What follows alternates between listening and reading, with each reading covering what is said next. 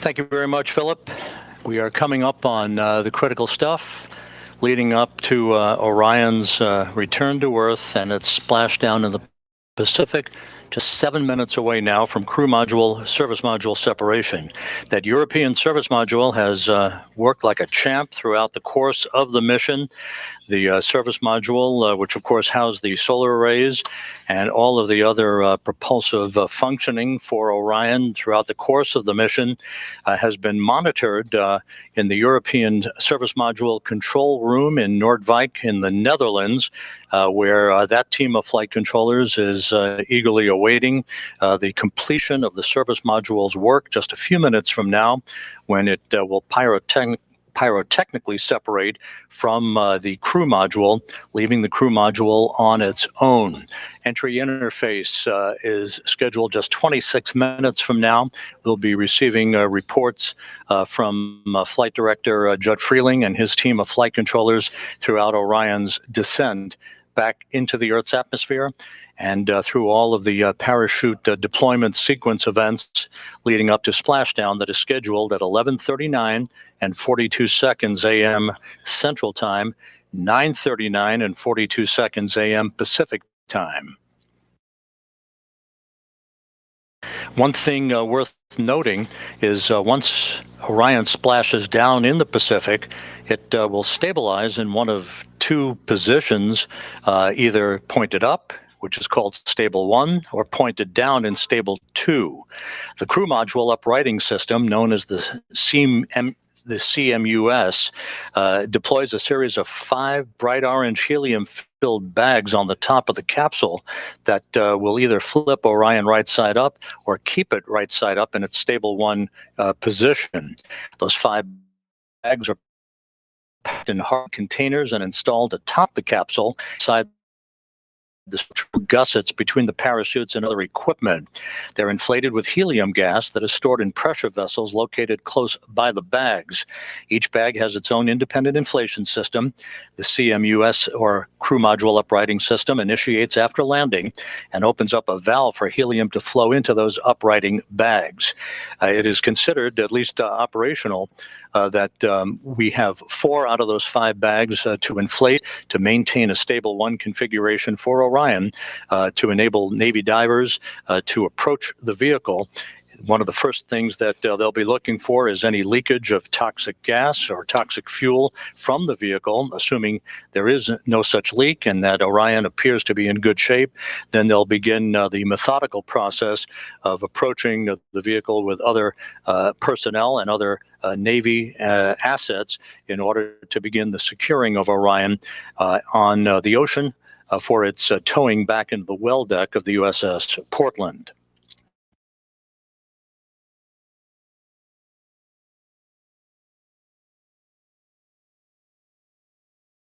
We're under 4 minutes now until the crew module and service module separate from one another. We'll be standing by for all of that.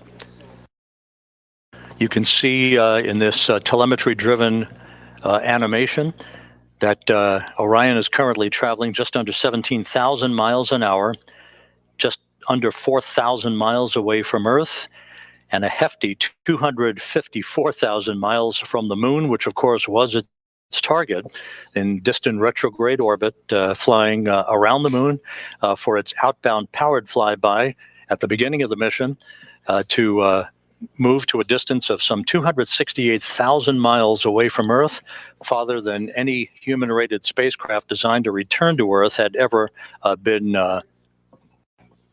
designed to do, surpassing the distance record established 52 years ago during the Apollo 13 mission.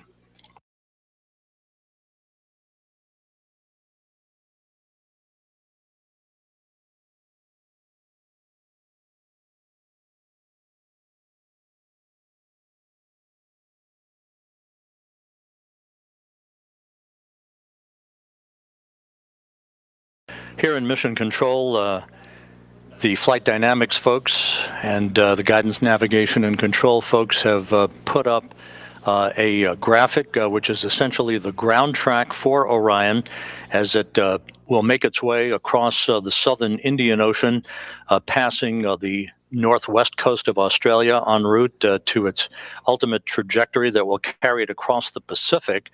It will be moving from south to north across the Pacific Ocean to the splashdown zone, almost a direct straight line towards the point of splashdown, which will be west of Baja California.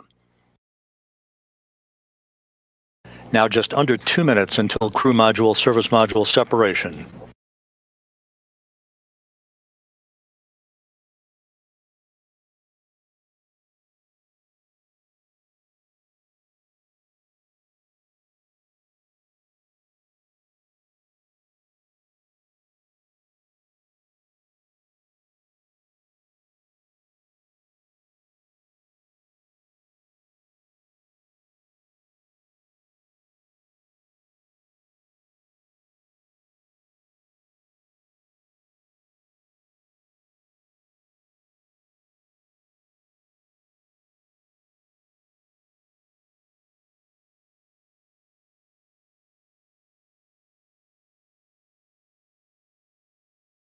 Now just 1 minute away from crew module, service module separation. We'll be standing by for confirmation of that from the mechanical systems officer here at Mission Control.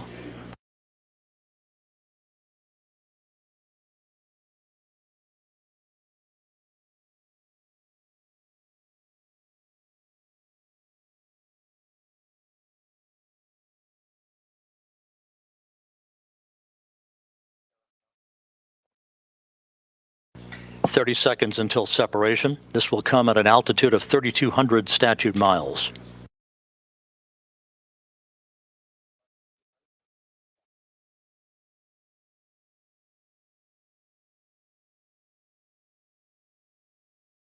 "10 seconds until SEP.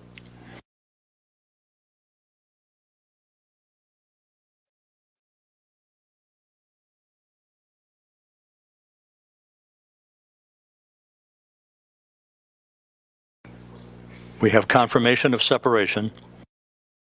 Orion flying on its own. Again, the separation occurred right on time at 11 a.m. and 11 seconds Central Time, with Orion 3,200 statute miles away from Earth. The service module, the European service module, has done its job.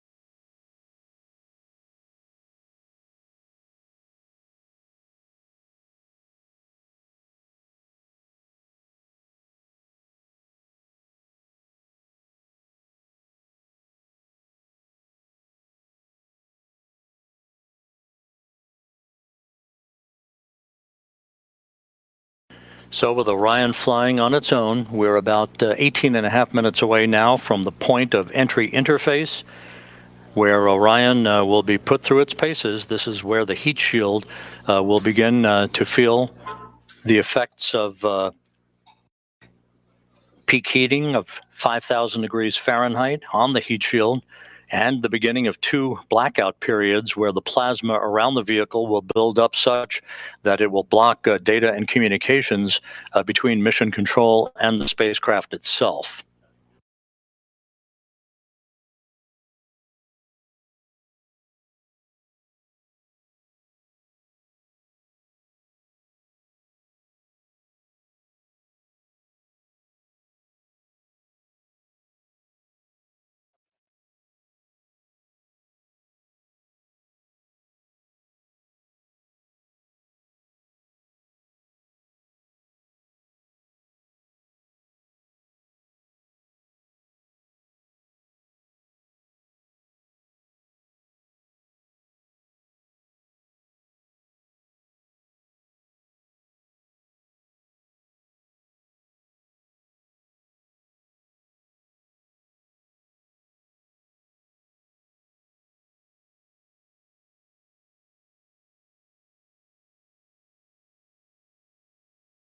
Orion continues to fly smoothly on, all of its systems in excellent shape. Less than 17 minutes until entry interface.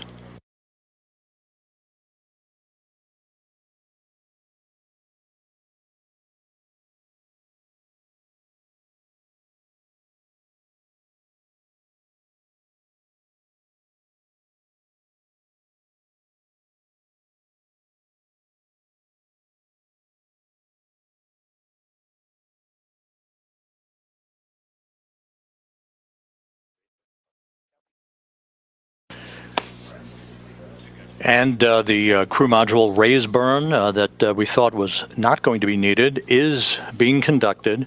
Just basically a fine tuning of the orientation and the angle, a 16-second firing of the thrusters, and a good burn reported, 8.12 feet per second in a change in velocity. So the raise burn was executed.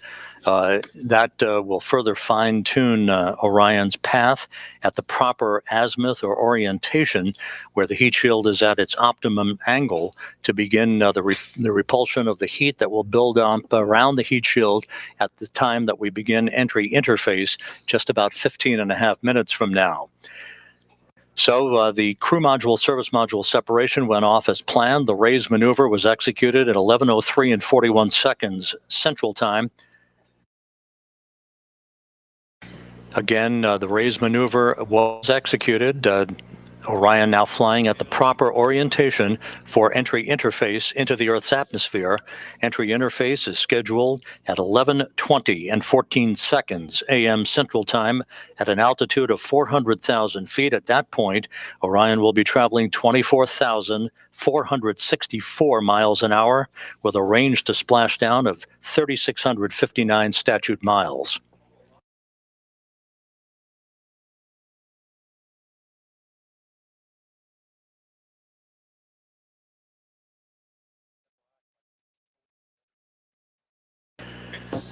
Flight controllers reporting a solid lock with the tracking and data relay satellite system, receiving data that's being processed through the TDRS network. Just a reminder that after we pass into the Earth's atmosphere, at the speed at which we're going and with the temperatures expected to build up very quickly for peak heating around the heat shield of Orion, we will begin the first of two blackout periods, the first of which is scheduled to begin at 11:20 and 16 seconds a.m. Central Time and will last about 4 minutes and 48 seconds. At that time, entry guidance, which has been stored on board, pre-programmed commanding for Orion to continue to point its way toward the splashdown zone, will take over. The first blackout period should end around 11:25 and 4 seconds Central Time.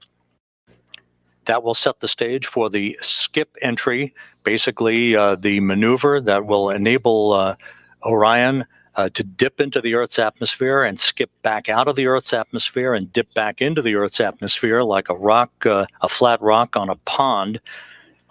That will continue to dissipate energy and heat on the spacecraft, and is a maneuver that data will be gathered for to try to bring in multiple splashdown sites for crewed missions in the future. The second of the two blackout periods is scheduled to begin at 11:29 and 3 seconds a.m. Central Time, and that will last for about 2 minutes and 50 seconds till about 11:31 and change. That'll be the final blackout period, after which we should lock up solidly for the remaining 8 minutes or so until splashdown.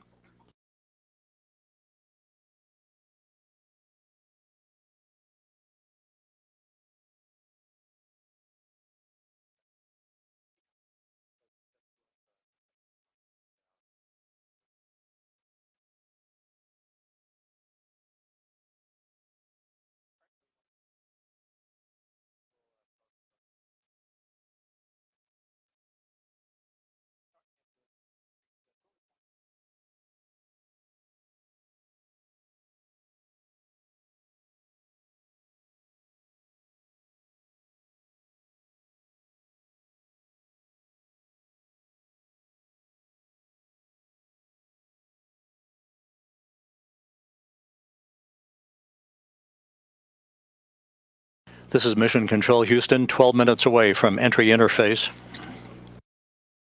Everything is going by the book so far here in Mission Control, very quiet on the loops. Entry Flight Director Judd Freeling and his team of flight controllers watching carefully over their data as they oversee the arrival of Orion for its splashdown site west of Baja, California. Time to splash down 31 minutes.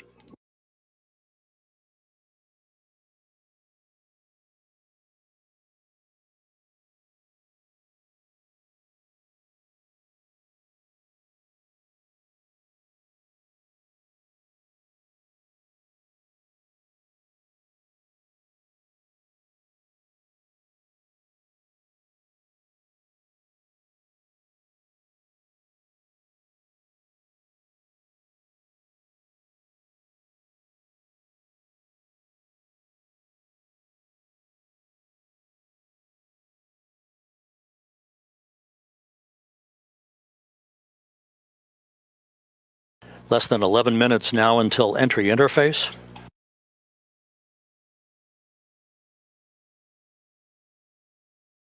During the period of the two blackouts, and even after we have emerged from the second of the two blackouts, Orion, through a series of pre-programmed commands stored on board, will conduct a series of role reversals. This is very much like space shuttles conducted during their entries back to Earth, where it will roll to the left and then back to the right, banking roll reversals that will bleed off excess energy, excess inertia, and speed, and control the thermal characteristics of the vehicle as it heads towards its subsonic point, where it will go under Mach 1. It will go subsonic at about 11:34 and 55 seconds a.m. Central Time, some 5 minutes before splashdown. If everything goes as planned, Orion will reach an altitude of 40,000 feet at 11:35 a.m. Central Time, just about a minute before forward bay cover chute deploy begins. The series of 11 chutes, 3 that will pull the forward bay cover off of the top of the crew module. That'll be followed by the deployment of the drogue chutes, and then the 3 large main parachutes, 3 orange and white parachutes. That'll be the moment we'll be waiting for. Orion now 28.5 minutes until splashdown.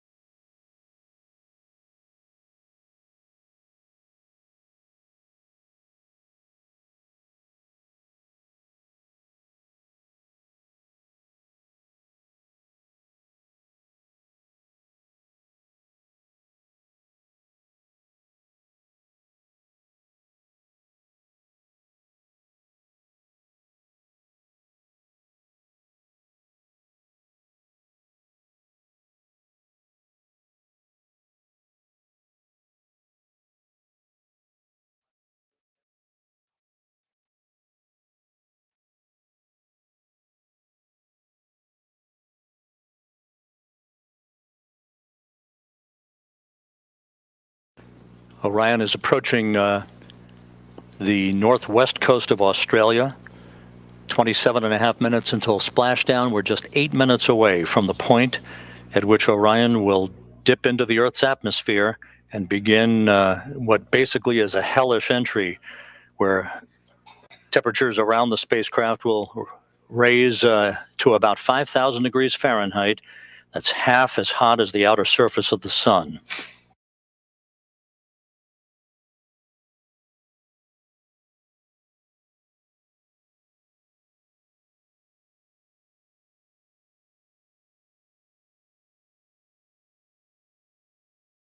And correction, Orion is actually traveling over the South Pacific at the moment, moving from south to north.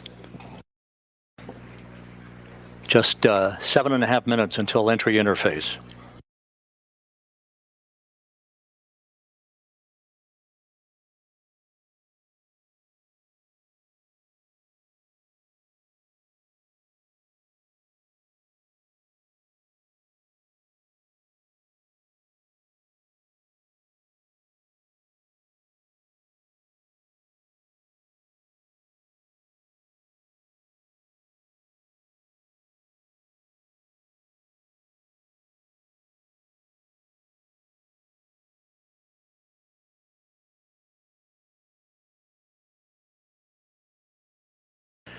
And this view from a camera inside the cabin of Orion, this doesn't look like much at the moment, but it will soon when it shows the forward bay cover jettisoning and the initiation of the parachute deployment system. Entry interface less than 6.5 minutes from now.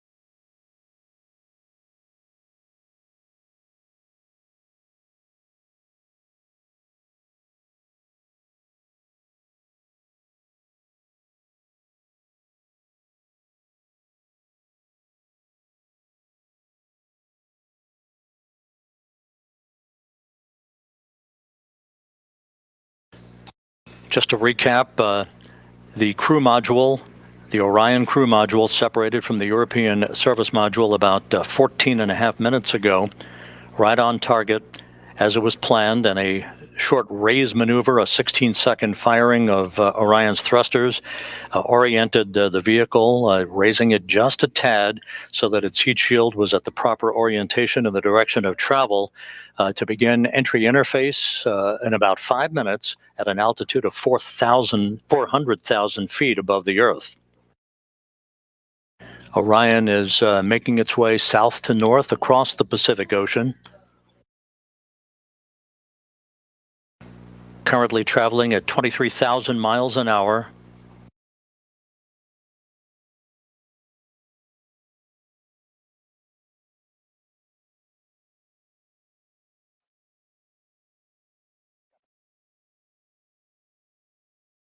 We're about 5 minutes away from entering the first of the two blackout periods, which will last about 4 minutes and 48 seconds.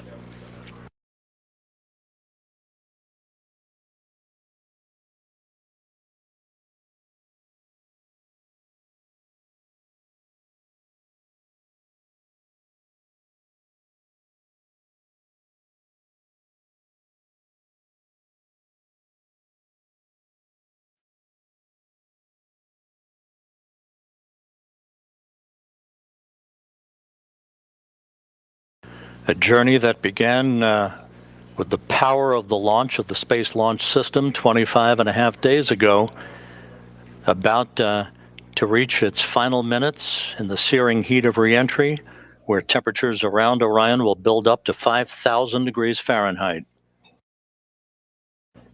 Just under 4 minutes until entry interface.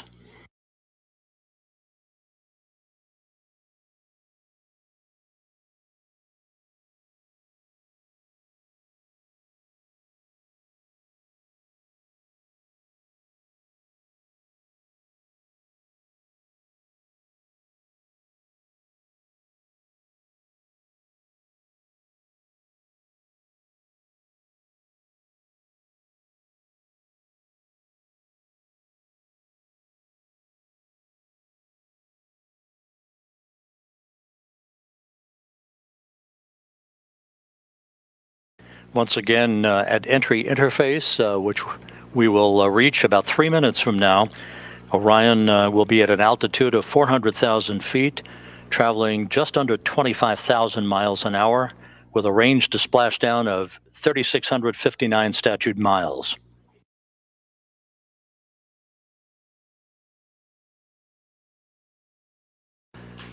Within seconds after reaching entry interface, we'll begin the first of the two blackout periods that will last just under 5 minutes, about 4 minutes and 48 seconds.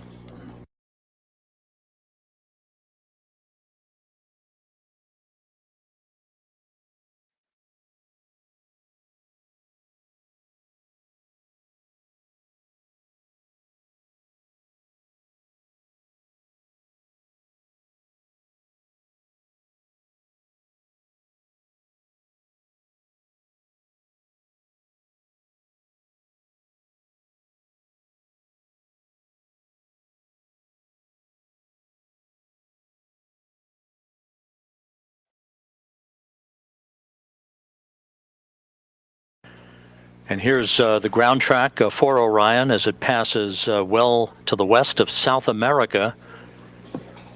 We're just 1 minute, 44 seconds away from entry interface, moving from south to north to its splashdown target west of Baja California.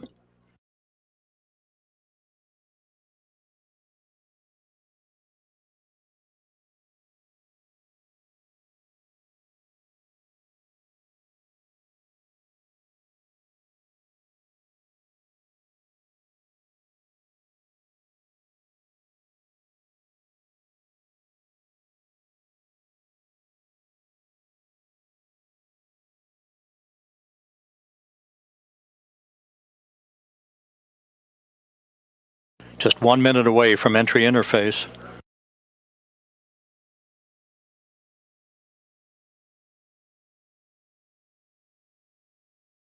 And this view from the cabin camera, looking out of the upper hatch of Orion, you can see the limb of the Earth.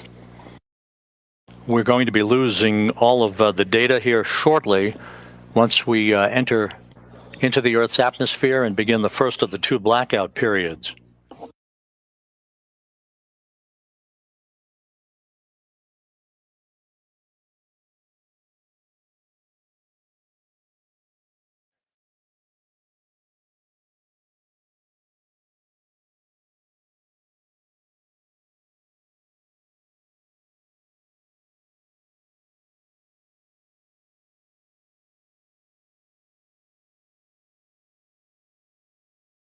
Standing by for entry interface and the first of the two blackout periods.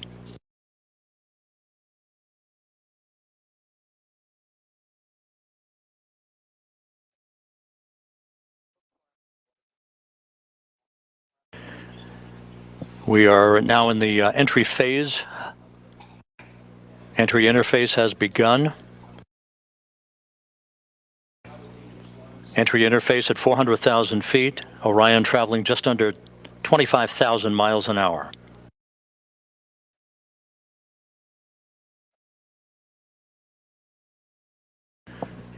We've gone into the first blackout period. This is a visualization based on what should be happening at the moment, where the temperatures around the heat shield are reaching about 5,000 degrees Fahrenheit. This is the moment of truth for Orion.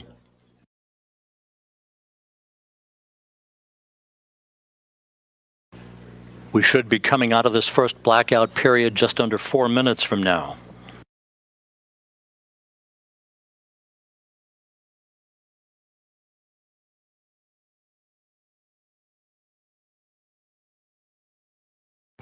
Orion should be traveling about 23,326 miles an hour at the moment. Range to splashdown, 3,125 statute miles. Again, this is a visualization of what should be happening with Orion at the moment, although we are in a blackout period that should end about 3 minutes and 15 seconds from now. Once we emerge from this first blackout period, we'll conduct the skip entry maneuver that will further dissipate heat and energy and begin a very, very dramatic reduction in the velocity of Orion as it approaches its splashdown site.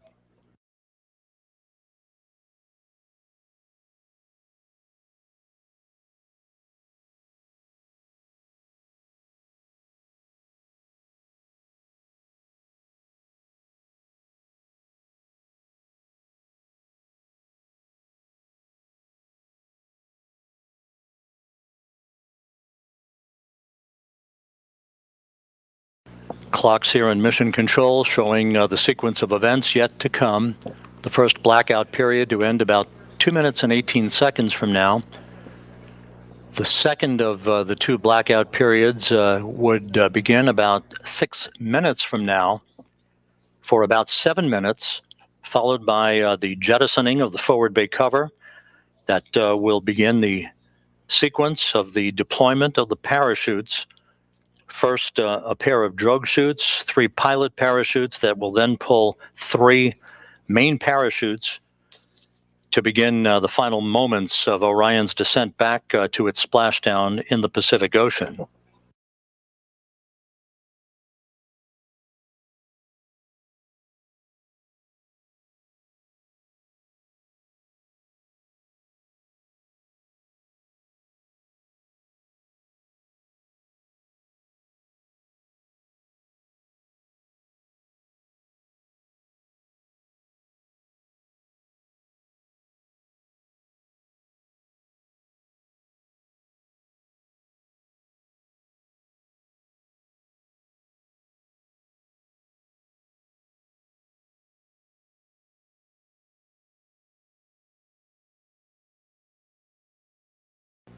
1 minute to go until we come out of this first blackout period. When we emerge from this first blackout period, we'll be at an altitude of 274,000 feet, traveling just under 17,000 miles an hour with a range to splashdown of 2,000 statute miles.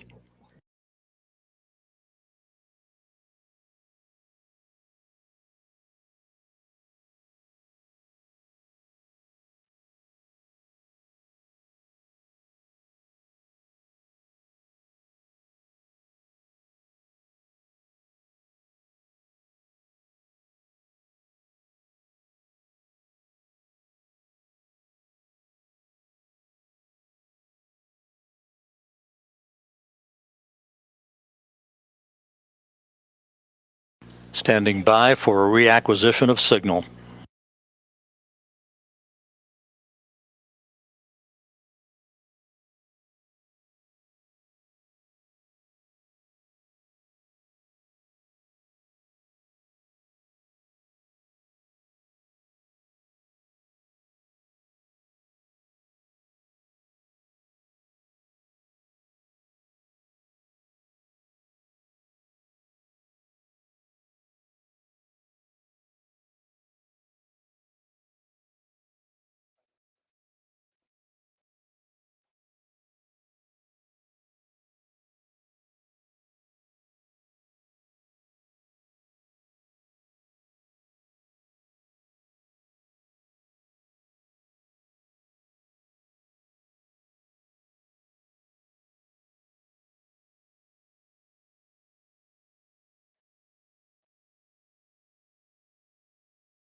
And we have data from Orion. Orion out of the blackout period.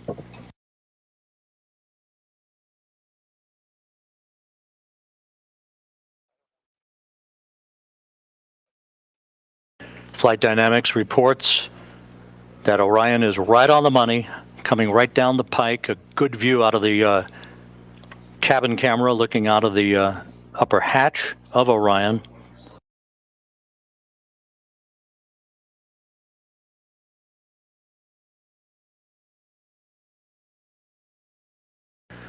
We should be performing the skip entry maneuver momentarily.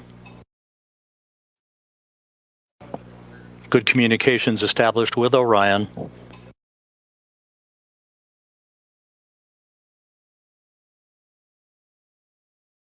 The second blackout period to begin about 2 minutes from now.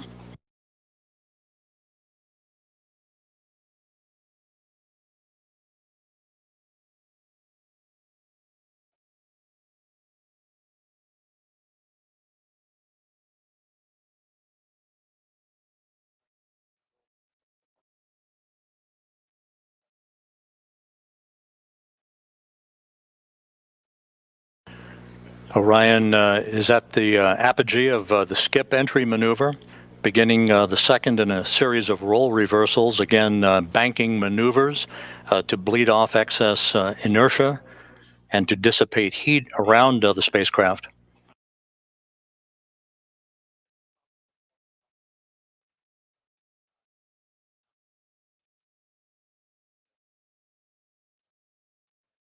The start of the second blackout period, about 1 minute and 13 seconds from now, will come at an altitude of 270,000 feet, with Orion traveling about 16,400 miles an hour, range to splashdown less than 1,000 miles.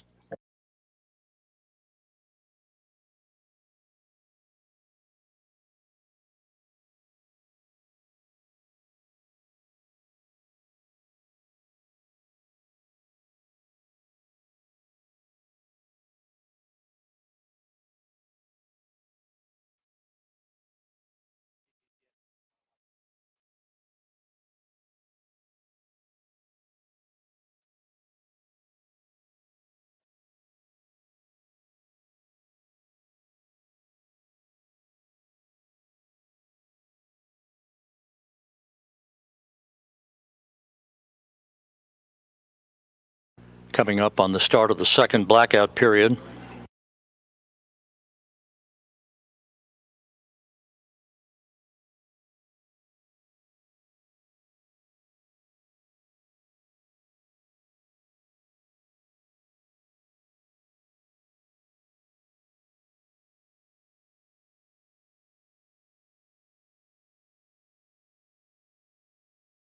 We should be in that second blackout period right now.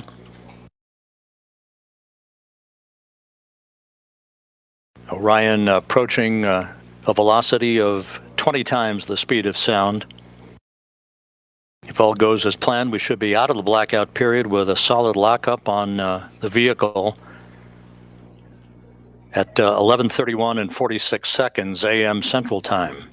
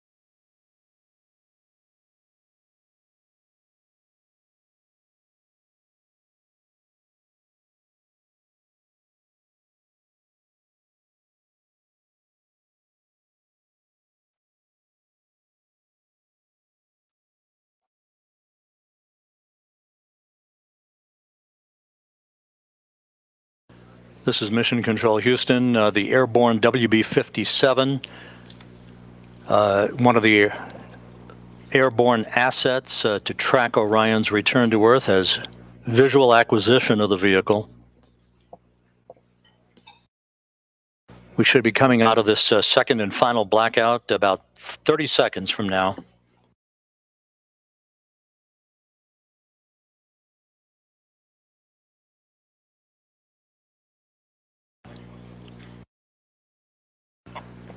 And helos flying off the deck of the USS Portland now have a visual acquisition of Orion as well. At an altitude of 174,000 feet, traveling 12,600 miles an hour, range to splashdown 288 statute miles.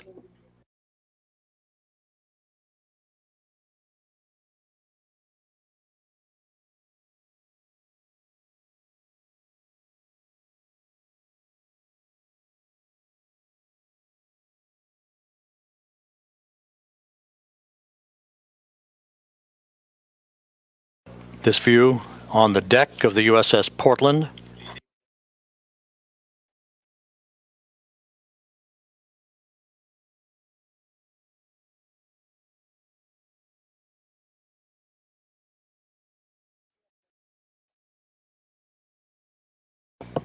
And there is a view out of the cabin camera of Orion as it continues a series of role reversals. We have data back from the spacecraft.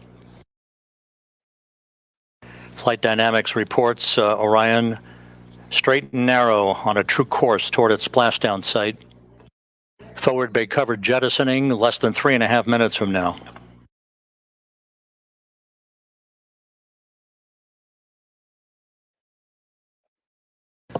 (150,000 feet off the ocean).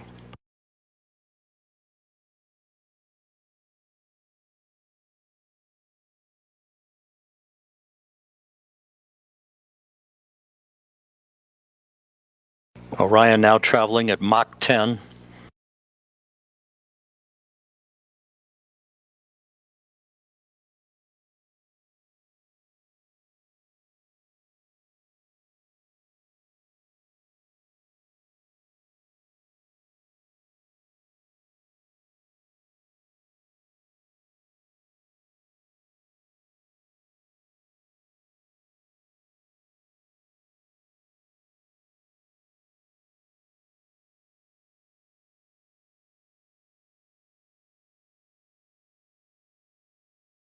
Orion's speed now down to Mach 6.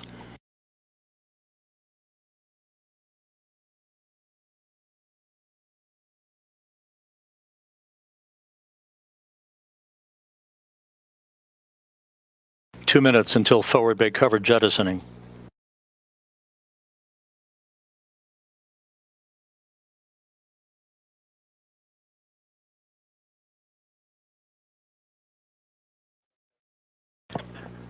Orion 100,000 feet now.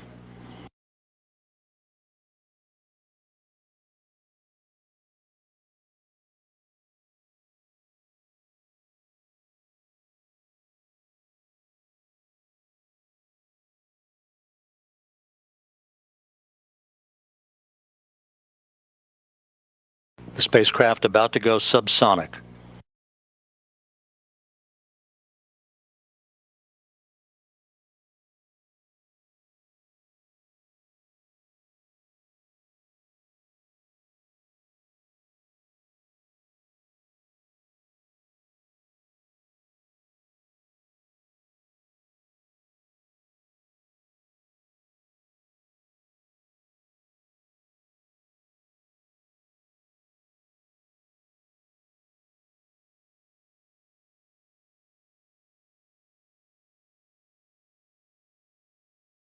"45 seconds until forward bay cover jettisoning.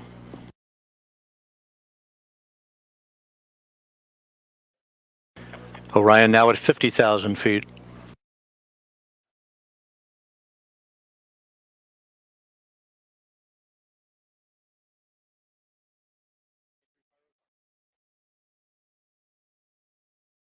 Forward bay cover jettisoning pyros are armed.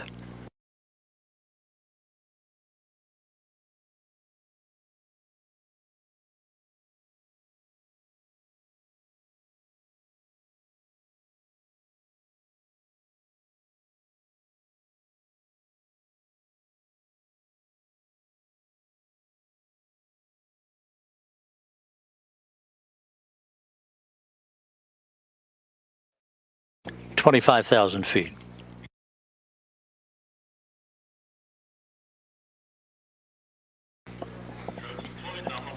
Drogues have been deployed.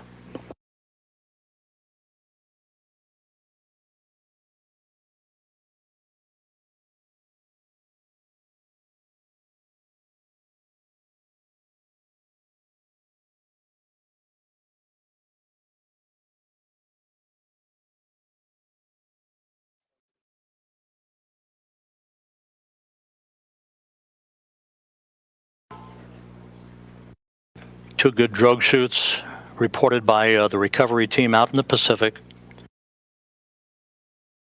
The descent rate is right on the money.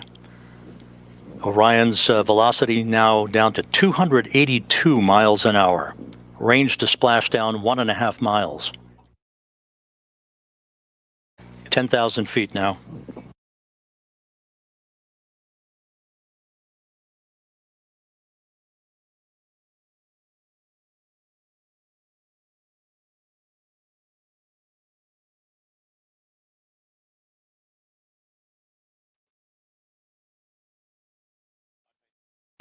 And we're on mains. 5,000 feet.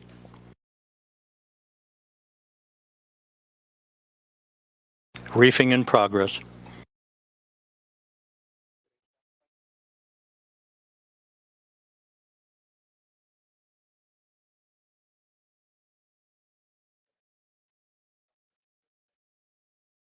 Three good main shoots for Orion.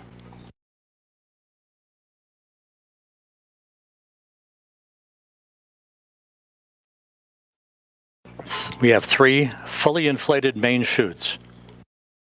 Time to splashdown 90 seconds. Perfect descent rate reported.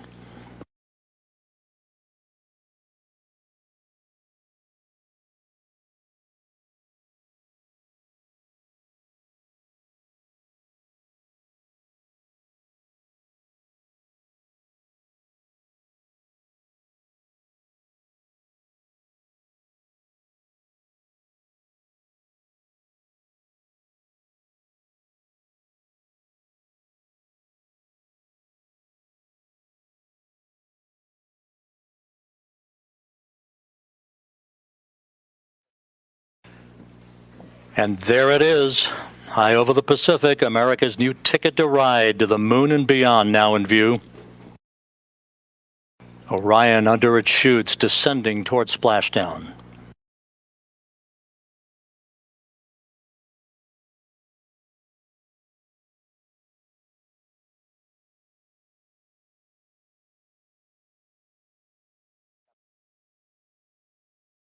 Orion in the perfect orientation for splashdown, just seconds away.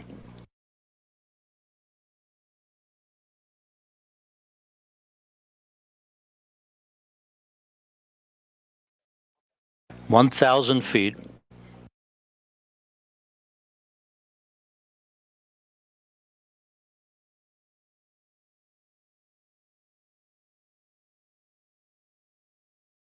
Good descent rate.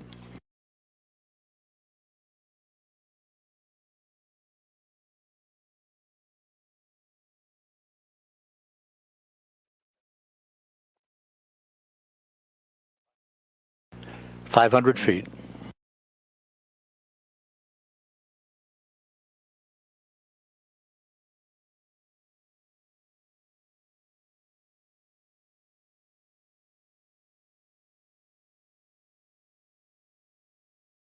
Splashdown.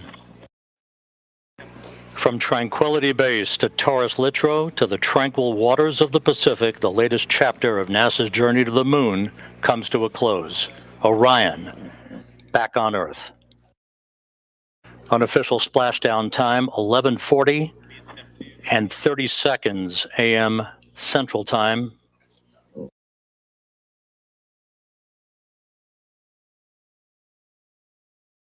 At a mission elapsed time of 25 days, 10 hours, 54 minutes, 50 seconds. That's unofficial. Splashing down off the coast of Baja California.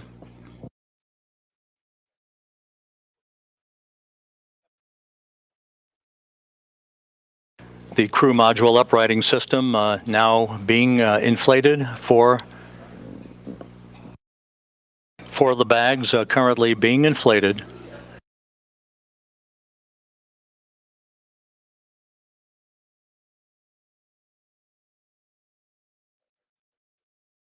And we have a report that Orion is stable 1, upright, the way it should be.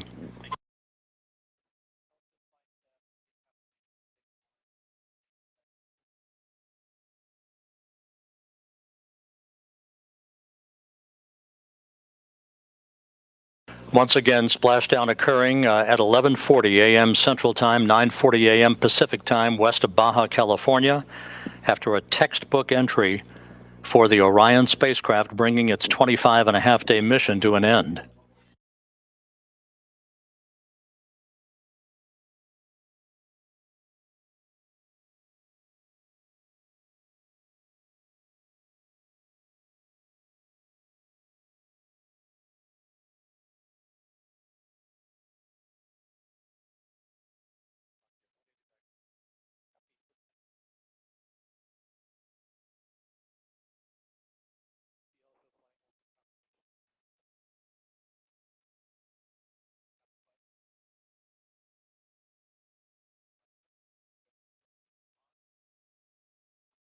Orion's recovery beacon is on. We have confirmation that 4 out of the 5 crew module uprighting system bags have fully inflated, standing by for word on the 5th one. But Orion is in great shape, stable 1, just in the orientation that had been expected.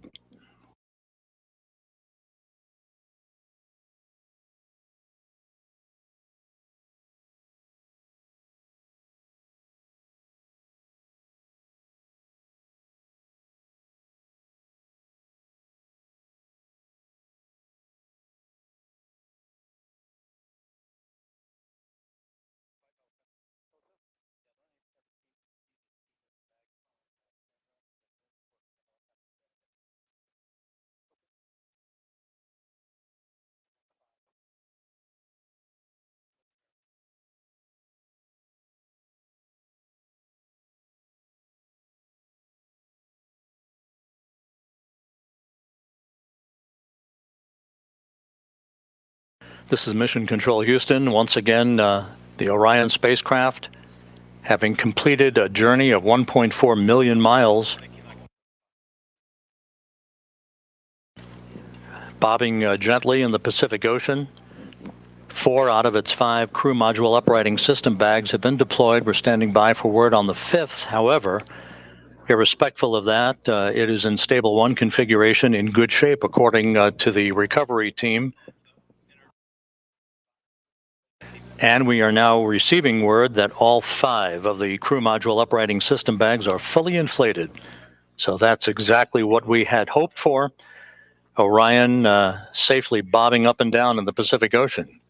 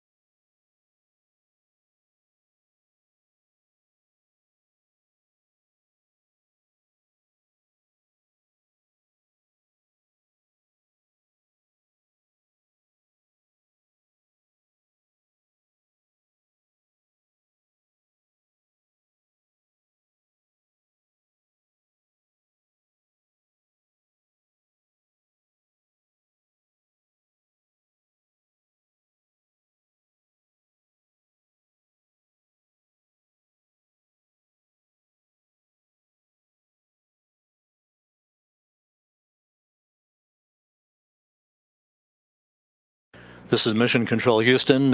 You're looking at the Orion spacecraft that splashed down about 6.5 minutes ago at 11:40 a.m. Central Time, 9:40 a.m. Pacific Time.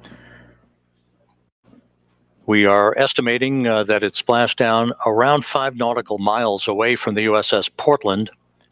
The recovery ship and Navy boats and divers will be approaching the vehicle before long. The spacecraft is in what is called a stable 1 configuration, upright, just the way we had expected it to be. 5 perfectly inflated crew module uprighting system bags, maintaining a nice gentle configuration for Orion. First of the Navy helicopters now approaching the vehicle.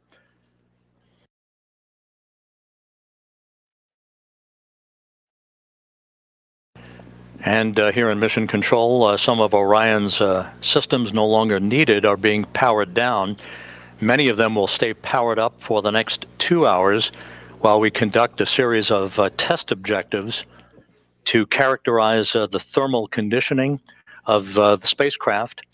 That will be important for future data for crewed missions to determine how long the crews can remain comfortable inside a vehicle returning from the moon. We also will be conducting tests of the beacon and SARSAT system for maintaining tracking of the spacecraft, for recovery forces that will be approaching the spacecraft in the future.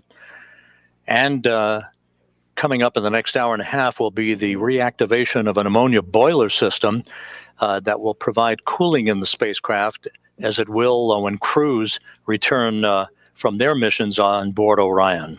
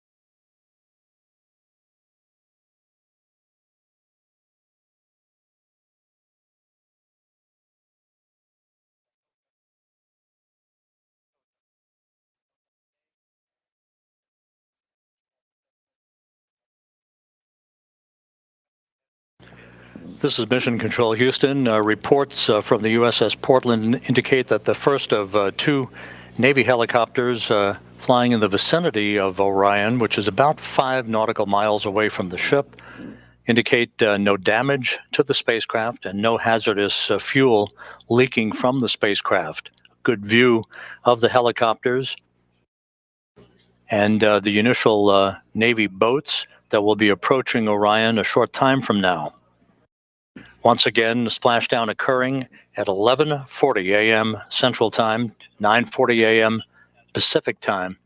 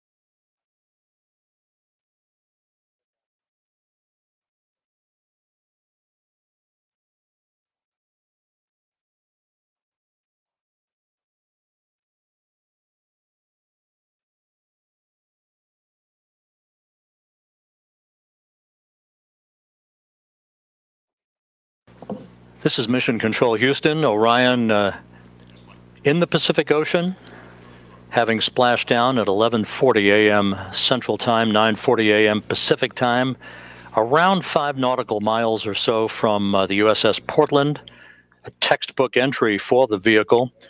On the USS Portland at this hour, my colleague Daryl Nail from the Kennedy Space Center, who's with the Exploration Ground Systems Recovery Team. Daryl, how did it look to you? It certainly looked textbook to us here.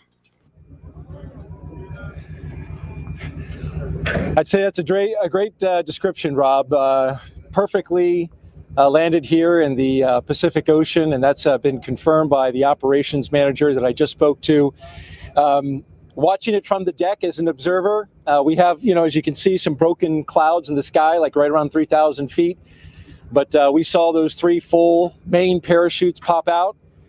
It was a beautiful sight, probably just about, several thousand feet in the sky. And then we watched that slow descent as the Orion crew module made its way down to the Pacific Ocean.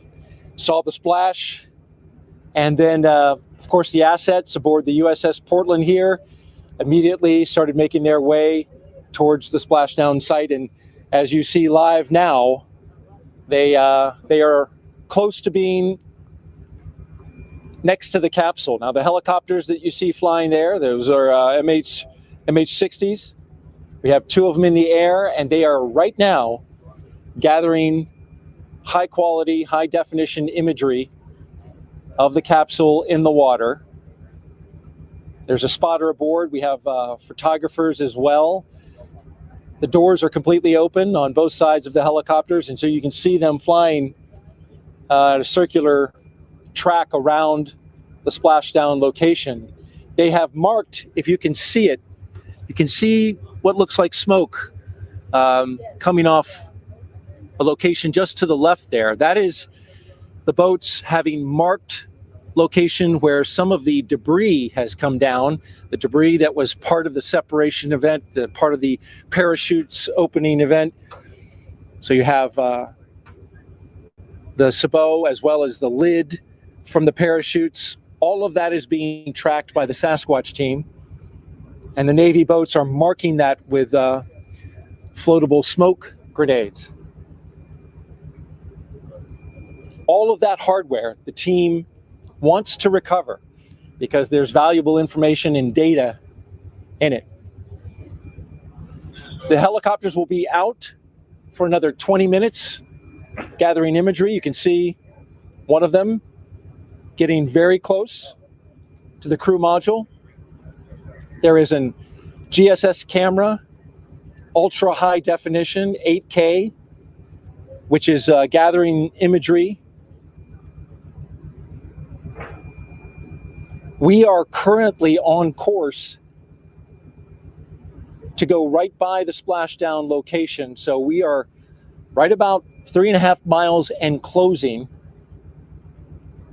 We are going to a point that's going to be 1 mile out. That's our next waypoint. 1 mile out from the splashdown location. One of the things we're waiting for is for ammonia boil off. And that's why the Navy boats are not yet next to the capsule. We're still going to wait that out. The amount of time that that's going to take is has not been determined. They have allowed for as much as 2 hours. The ammonia on the capsule is used for cooling purposes, to keep the cabin cool for crew. Of course, there's no crew in this capsule, but for future missions, it will certainly be an important part of keeping the astronauts cool during the heat of reentry. But for now, they're going to vent off that ammonia. And as they do that, it's not quite safe to get close to the capsule with the Navy divers.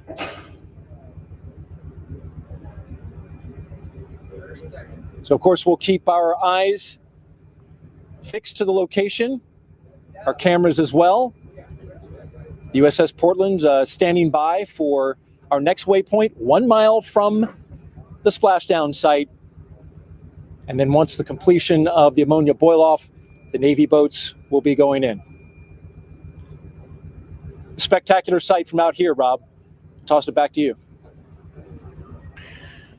Thanks, Daryl. Back here in Mission Control, the entry Flight Director Judd Freeling on the left. To his left, Flight Director Rick Henfling.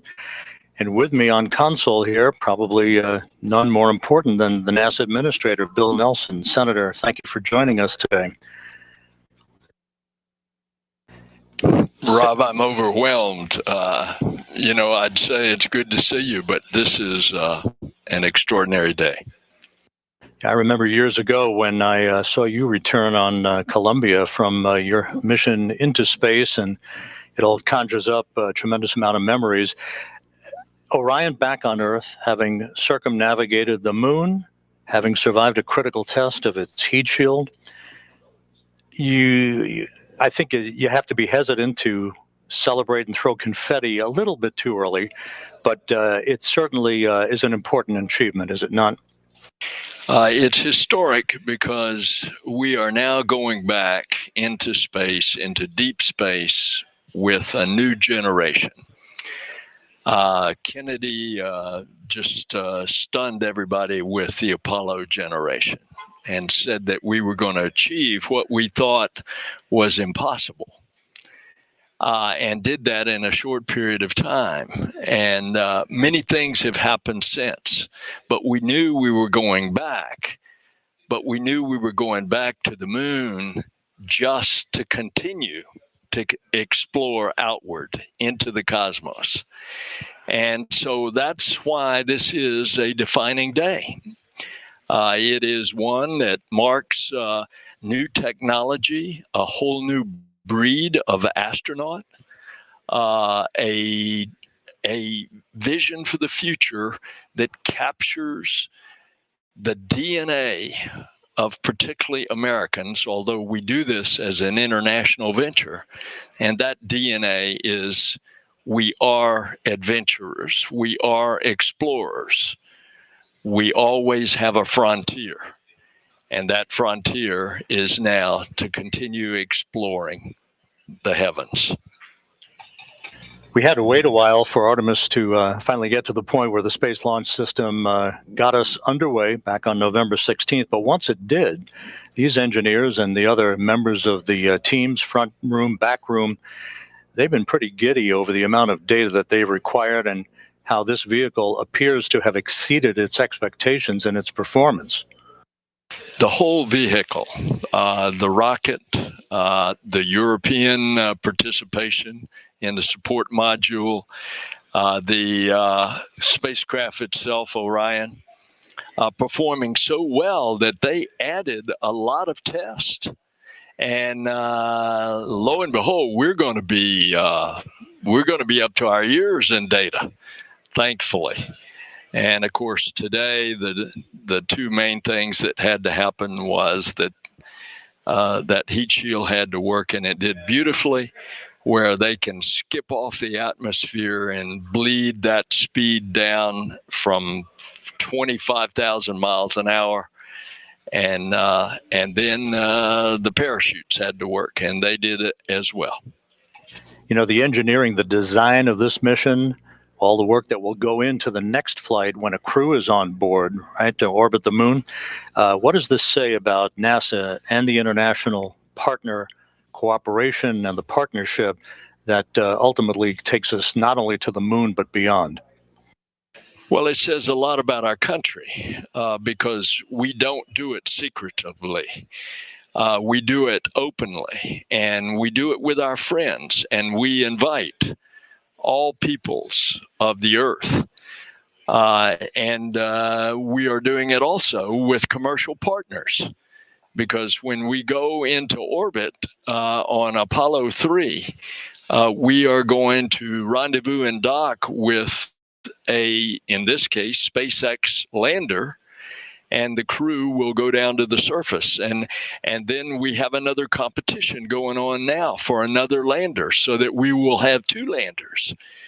And again, this is the program of going back to the moon to learn, to live, to invent, to create in order to explore beyond. 50 years ago today, Gene Cernan, Jack Schmitt landed their lunar module Challenger on Taurus Littrow, the final lunar landing. It only seems fitting half a century later to the day, Orion back home. And what a fitting opportunity that I had last night to sit with Jack Schmitt at the astronaut dinner and to talk to him about those experiences. 50 years, it's a long time, but look what we have done in the meantime. The space shuttle, we built the International Space Station, we brought in commercial partners. We now go to and from regularly the International Space Station with cargo and crew. And here we go. We've got scouts going to the moon that are commercial scouts that land, that take NASA instruments and scientific instruments in preparing us for the landings of our astronauts. And so it's a new day. A new day has dawned. An Artemis generation is taking us there. And Orion continues to await the arrival of the USS Portland, which shouldn't be very much longer from now, and some flight test objectives that will be taking place over the next couple of hours before we here in Houston hand the vehicle over to the Kennedy Space Center recovery team. NASA Administrator Bill Nelson, pleasure to see you today, and thank you so much for being with us. What a day. Oh, it is my great privilege.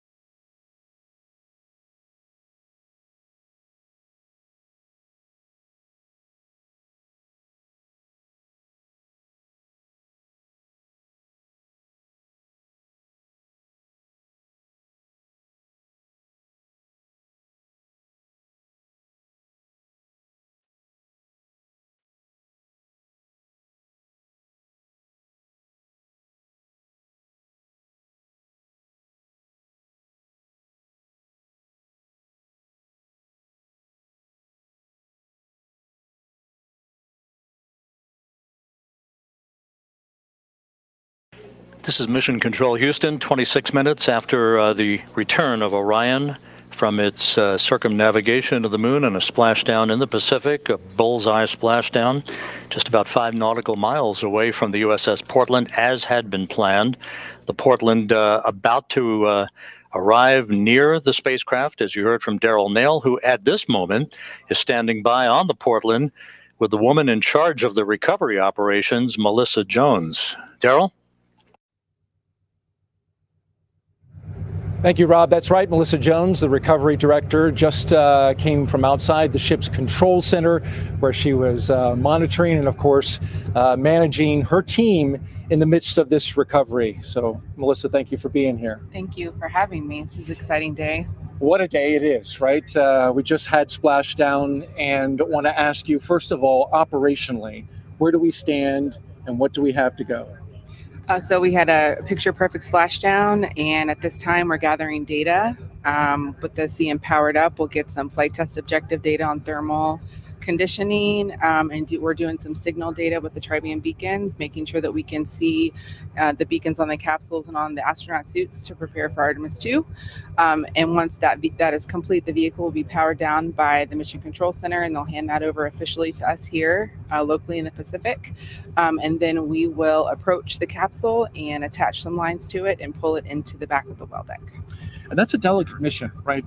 Because you will be attaching lines and through the use of Navy boats and then also a winch inside the well deck and Navy sailors on the lines attached to it as well. It seems like a very delicate operation, especially getting in the well deck where waves will be sloshing around. And we've got already 4 to 5 foot seas out here in the Pacific.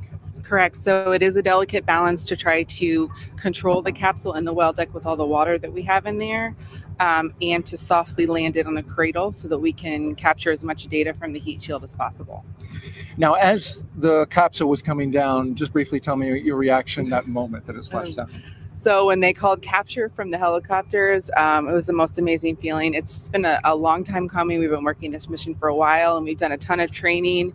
And every time you do training with a mock-up capsule, you don't have any of that. You don't have parachutes. You don't, hear it coming back through the atmosphere, the sonic booms and all of that kind of stuff. And today that actually happened. It's just amazing. And your team, it's worth noting, has been out here a long time. From the moment of launch, you were on console, ready to support if something off-nominal happened, unusual. You were going to be able to recover that capsule wherever it was needed to recover. So you were working that and then stayed through Thanksgiving all the way to now. So it's been a long road. It has been, yeah. Several of us supported launch, and then we deployed out here about 23 days before, and we're out here for Thanksgiving as a team. So we have been waiting for this and preparing for it for a while.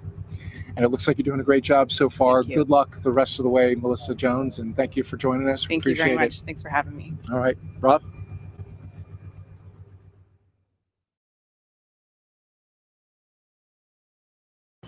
Thank you, Daryl. We'll be back to you on the USS Portland here shortly as the post-splashdown activities and the recovery operations will continue. As mentioned earlier, it will take about 2 hours from the time of splashdown until the time that Flight Director Judd Freeling and his team of entry flight controllers here will hand the vehicle over to the Exploration Ground System Recovery Team that will work over the next several hours to bring the Orion into the well deck of the USS Portland. With me, a familiar face, Bob Cabana, NASA's Associate Administrator. Bob, it's great to see you here. And with Orion back on Earth, another milestone accomplished on the road back to putting Americans on the surface of the moon. In terms of the criticality of what we've seen over the past 4 weeks, your thoughts on how this mission evolved and now the stepping stone that would put a crew on board a couple of years from now? Oh, Rob, it's been absolutely critical to get this mission off safely. This test flight is what we need in order to prove this vehicle so that we can fly with a crew. And that's the next step, and I can't wait. You know, the launch, first off, yeah, I was on the roof of the Launch Control Center. I went up there with the administrator and deputy administrator when we came out of the T-minus 10-minute hold, and it was phenomenal. It was absolutely amazing. The rocket performed flawlessly, and I haven't been that happy in a long time after we came down off the roof. And then to see the mission go as well as it did, the shots that we got from the vehicle, that one from 40,000 miles away where you saw the moon with the Earth in the background. And then this morning, I mean, we've learned how to operate this vehicle. A few minor glitches along the way, but it is performed flawlessly. And we're learning how to work with it, operate it. And that's what this JSC team does. It is so great to be back here in mission control, to be with the ops team. I'm so proud of these guys. Amazing. But if you were watching this morning, I love the video. I don't know if it was on NASA TV or not, but the moon just kept, I mean, the Earth just kept getting bigger and bigger. It was really hauling as it came in. And the preciseness with which they were able to bring it down and seeing the chutes come out. And it's just, I'm so proud of this team, the Orion team, the entire SLS, Artemis team, the folks here at JSC. It's just been amazing. I wish Gene Cernan were still alive. You know, here we are on the 50th anniversary, and Gene was such a proponent of getting us back to the moon. I wish he were alive to have seen this mission. It would have meant a lot to him. I don't want to date you, but I think 24 years ago, at this moment in time, you were building a space station, I believe, with your crew on STS-88. We had so many dramatic, jaw-dropping images during the course of this flight. What for you was the most impactful moment? Oh, I'm not sure I can pick one. Obviously, the launch. The team has worked so hard to get to the point where we successfully launched this rocket. I think the successful burns along the way to actually get that go for the TLI burn and do it and be on our way to the moon again. Absolutely awesome. I think the pictures that we saw, but the splashdown, how can you not? I mean, this was really emotional, going around and congratulating folks for what we did. So it's hard to pick just one.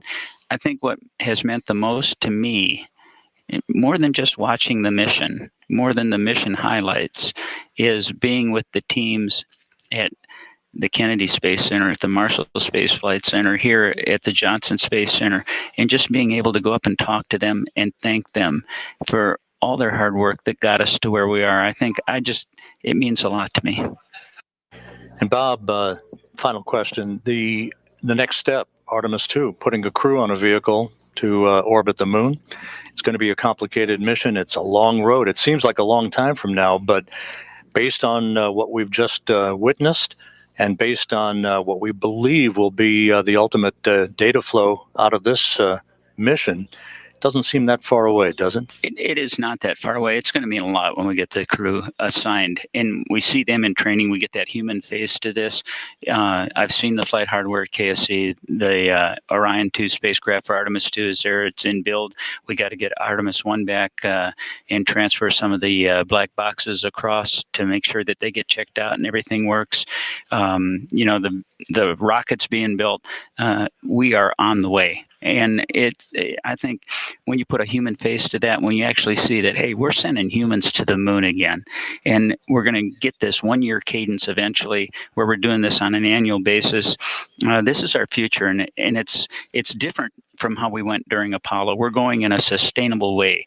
We're paving the way to go onto Mars, not just the moon and Mars, but to establish a presence in our solar system beyond our home planet, to explore, to have those technologies in space, to continue to learn and improve things here on planet Earth.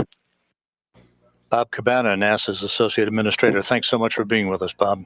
Rob, it is always a pleasure to share a mic with the voice of NASA. I think a lot of you, buddy, you know that. We've worked together a long time. You keep doing a great job.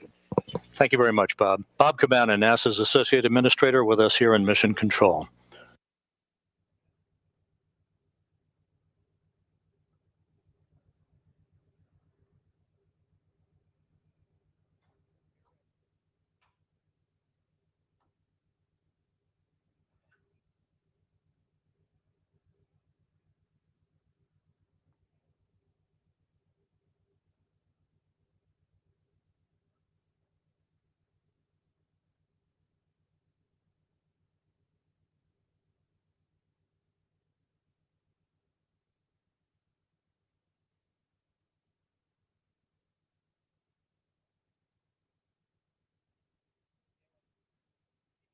This is Mission Control Houston. About 37 minutes since Orion splashed down in the Pacific. On the deck of the USS Portland, as he has been throughout the course of the morning, Daryl Nail, my colleague from the Kennedy Space Center. Daryl, how are things going out there? It looks like you're about to approach the vehicle.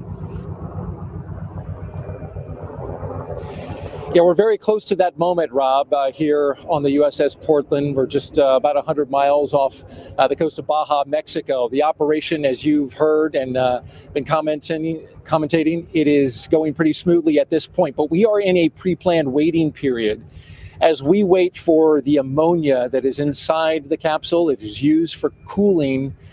This is boiling off at this moment into the atmosphere. And until that's complete, the boats will be on hold. Now, the Navy divers right now at this moment are outside of the 120-yard radius around the capsule. That was part of the plan. They will close within just a few feet to start detecting if there are any hazardous gases coming from the capsule. But that will only happen once our recovery director, Melissa Jones, has given them the go to close in. The ship, meanwhile, the USS Portland, is on its way to close within 2,000 yards of the capsule. As you can see it floating there, the bags fully inflated that are used to upright it, bright orange in color at the top of the capsule. The ship will then come alongside the capsule.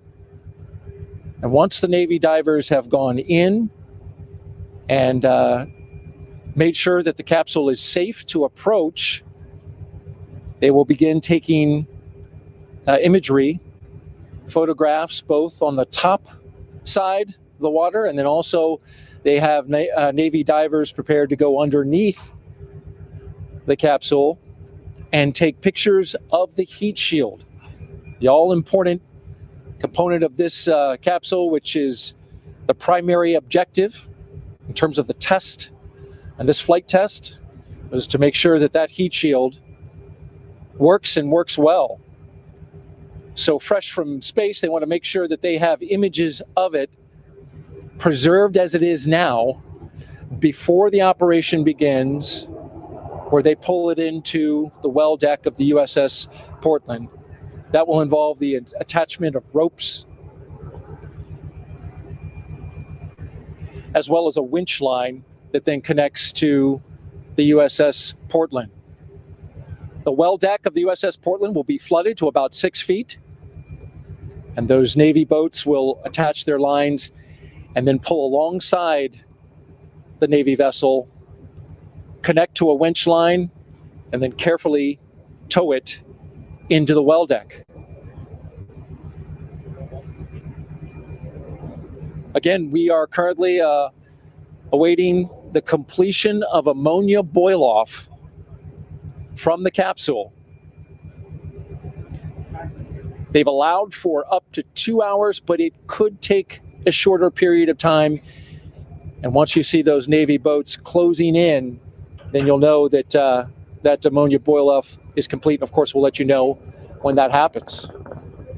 Live on the deck of the USS Portland, Rob, we'll send it back to you.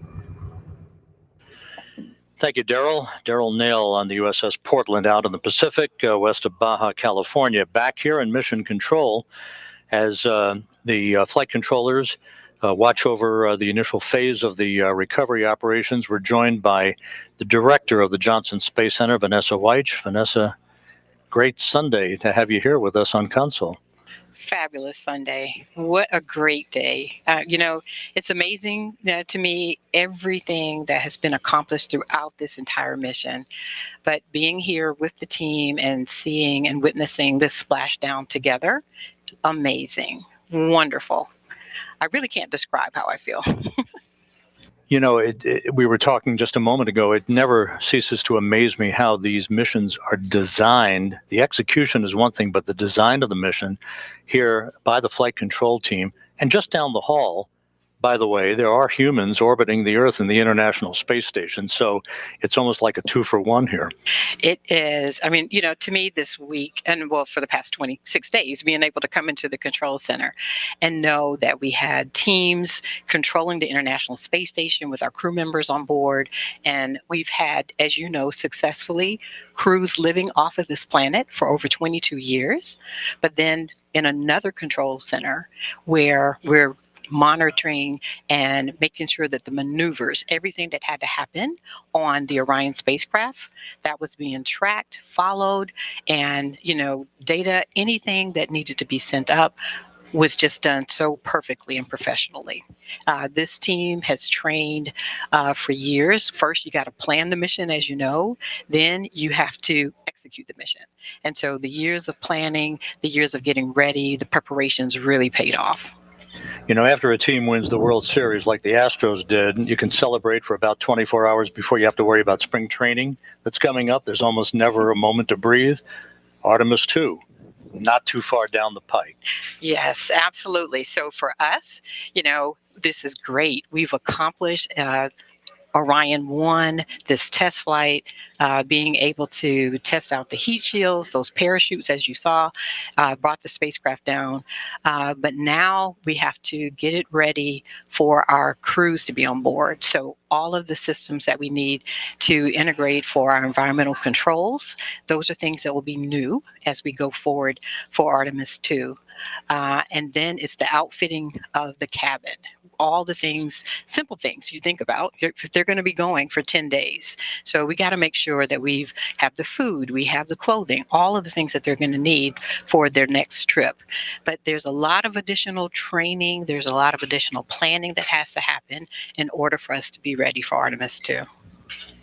Thank you so much, Vanessa Weich, the director of the Johnson Space Center. What a busy time this has been. Oh, but I also, Rob, though, I want to say thank you and congratulations to all of the employees, our entire workforce here at NASA Johnson Space Center.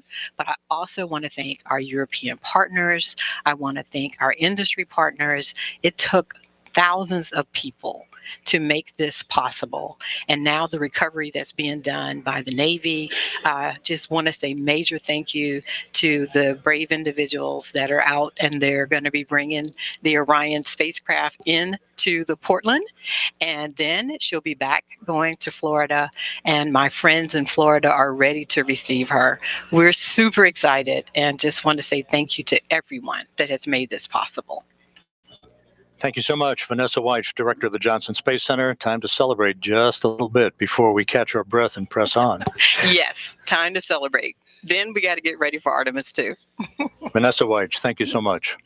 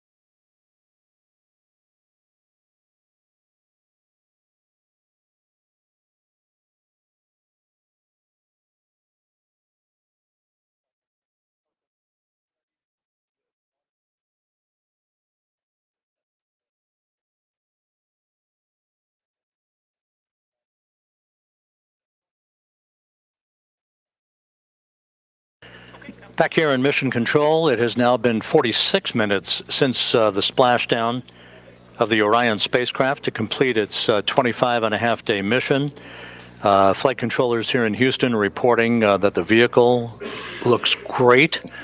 In the initial visual inspections being made by the helicopter teams, as you heard Daryl Nail reference just a short time ago, we just heard from Vanessa Weich, the Johnson Space Center director.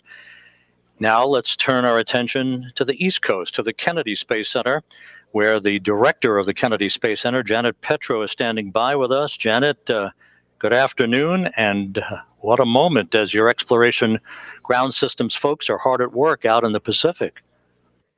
Absolutely. Thanks, Rob. It's been a really, really exciting morning, and can't wait for our teams to get to work out there on the West Coast. You know, we heard a short time ago from Melissa Jones from the deck of the USS Portland.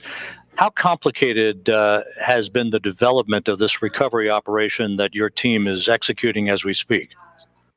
Well, it's pretty complicated, but you know, our teams make it look easy. I will start out by saying, or giving, I should say, a big shout out to really Vanessa and her flight ops team and the whole Orion team to deliver an amazing mission, bringing us down through splashdown. But now it's over to Melissa and her team, and she's done an incredible amount of work to get to this point. You know, what we do at NASA, it really is all about collaborations, and the collaborations that we've had with the Department of Defense in particular over the past many years, their hard work and their dedication as they went through a great deal of planning, hardware development and processes, and a lot of practicing to get to this point and make it look easy. You know, that capsule sitting out there on the ocean, it looks very similar to the Apollo capsule, but it's actually about 30% larger. And so the complexity of recovering that larger vehicle is a little bit more. But Melissa and her team have been practicing, you know, their latest underway recovery test. They completed, it was the 9th one, and they completed that last November 21st of last year, 2021. So they're ready. Watching these teams precisely perform these recovery operations is amazing. And so I think we're going to have a really, really great day. I'm going to be traveling to San Diego to watch the ship come in port in a couple days. So I look forward to seeing that capsule on board the well-decked ship. Janet, there's a lot of work to be done before Artemis 2, but the first milestone here will be getting the vehicle back to your center in Florida for a detailed inspection and detailed analysis. What's the basic timeline for all of that work? Yeah, so Splashdown today is really the beginning of the journey back to KSC. So as I mentioned, I'll be there in San Diego when the ship comes into port in a couple of days. And then Orion will then be loaded onto a truck and transported back to the Kennedy Space Center. And that's going to take a couple of days because of road-related conditions. You know, the Orion will still have some residual hazardous waste on it. And of course, planning the roadways as it gets trucked back to the Kennedy Space Center takes some careful navigation. So by the end of this month, the end of December, we expect to have Orion coming back onto our center. We think that's going to be a really great Christmas present for us here at the Kennedy Space Center. And it'll go right into our multi-payload processing facility for its post-flight assessment. And that's where the remaining residual hazardous fluids will be removed from it. And then just after the new year, the teams will be opening up the hatch of the Orion. And then once that's complete, I think Rob, you called it the moment of truth. They'll remove that heat shield and begin a really detailed inspection an assessment of how that heat shield performed during its reentry and recovery operation. So we're really looking forward. I know the whole team's really looking forward to see how that assessment comes out. And then after that, it's Orion's journey is not done. It'll be making its way up to the Glenn Research Center, where it will be doing some acoustic and further environmental testing up at that center. So journey isn't over. It's just kind of making its way here on the terrestrial path back. So thanks. Janet Petro, the director of the Kennedy Space Center, joining us here today. Congratulations, Janet, and thanks so much for being with us. Thank you, Rob. It's a great capstone to our 60th diamond anniversary to have Splashdown, successful Splashdown. So take care. Thanks, Rob. Thank you again, Janet Petro, the director of the Kennedy Space Center, joining us today.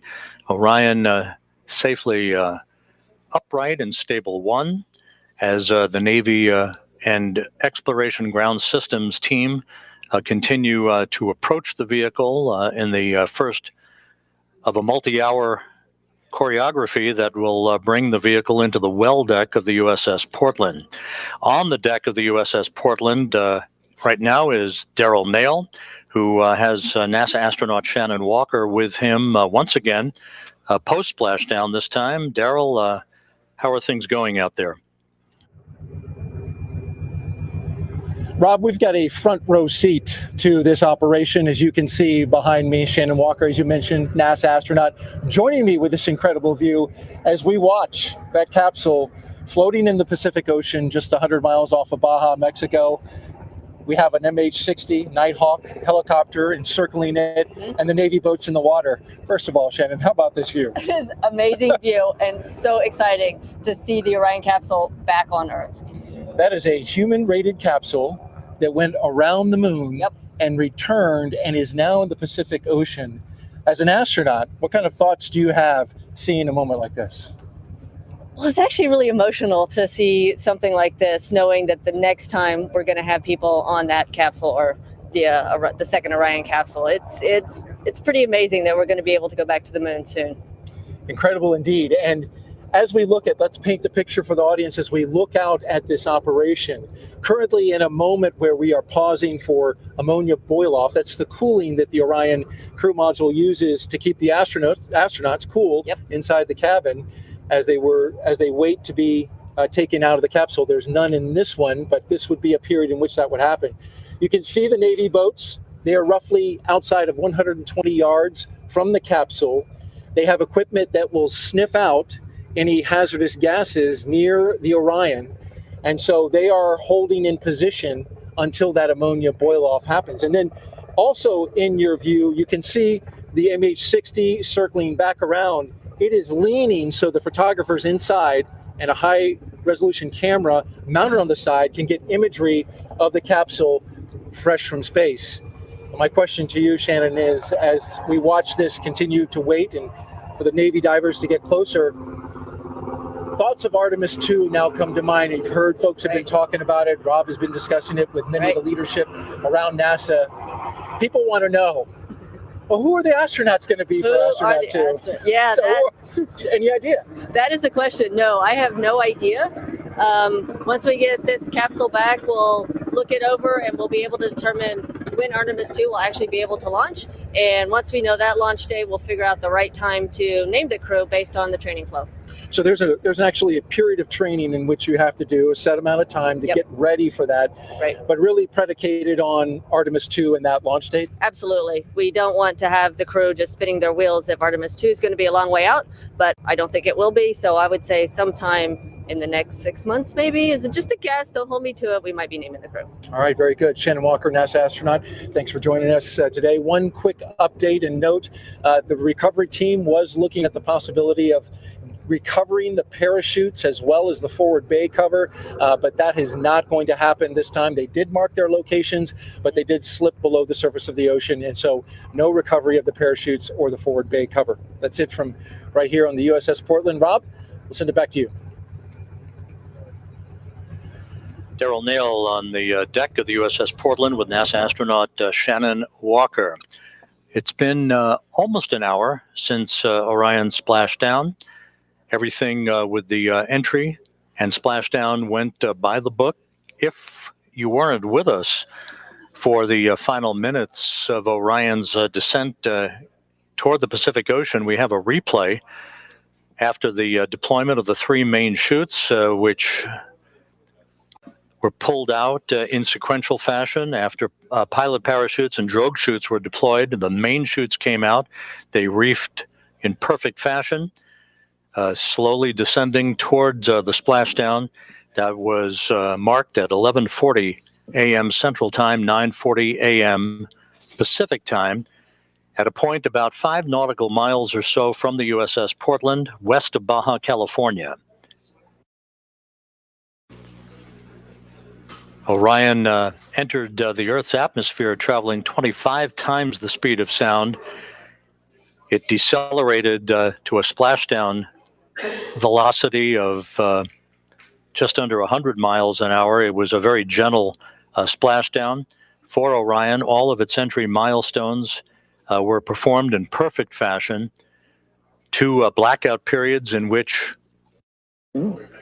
the plasma around Orion built up, preventing data and communications with the spacecraft as a natural function of the heat of reentry, which was about 5,000 degrees Fahrenheit, twice as much as re-entering space shuttles and other crewed vehicles have experienced.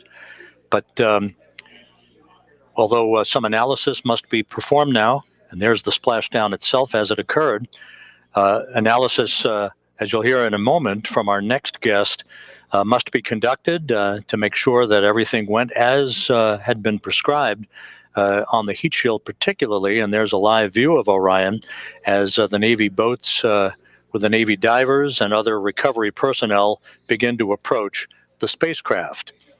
With us here in Mission Control is Michelle Zahner, the Orion Mission Planning Lead from the Vehicle Integration Office. Michelle, thank you for joining us today. And I guess the natural and the big question is, unbelievable that all this just ticked off in trip hammer fashion the way it was designed.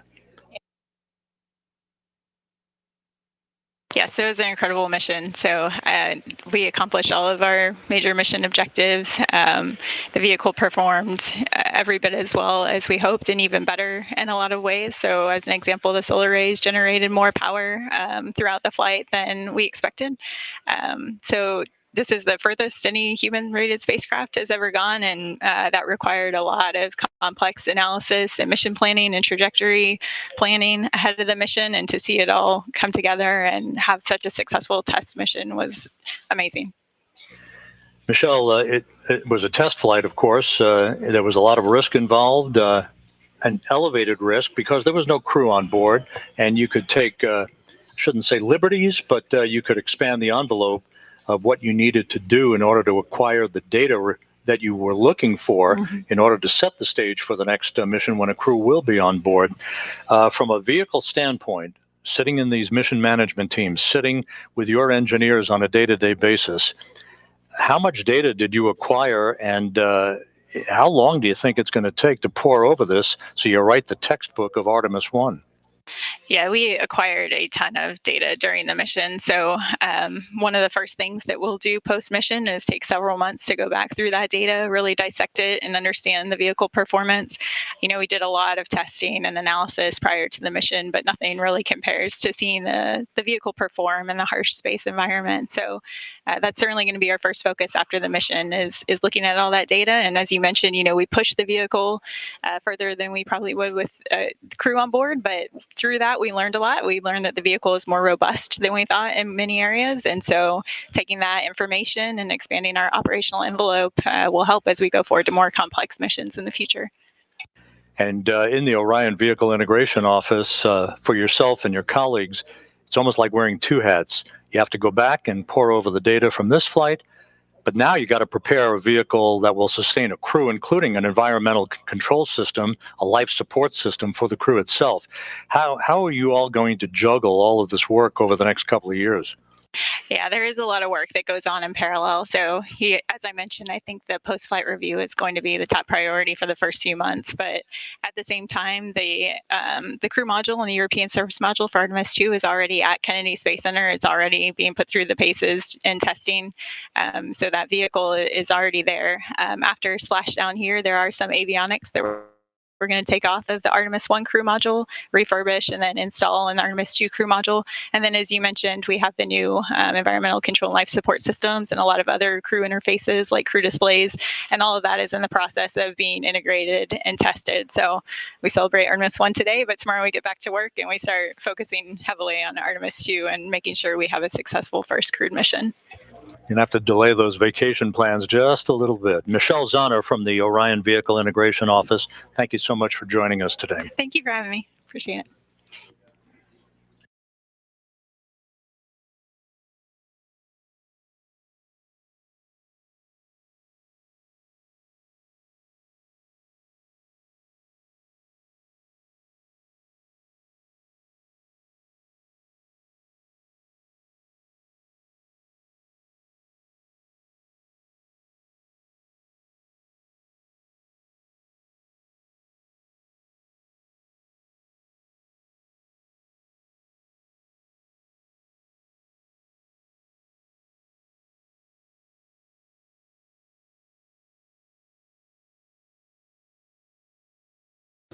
Back here in Mission Control, about an hour and 2 minutes now since the splashdown of Orion. Just about 5 nautical miles away from the USS Portland, which is approaching the vehicle, as well as Navy recovery teams.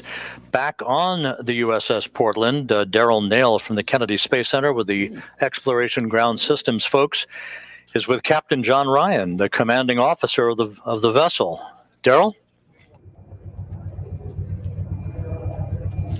Thanks, Rob, and Captain John Ryan here. Thanks for making the time to come and join us from off the bridge.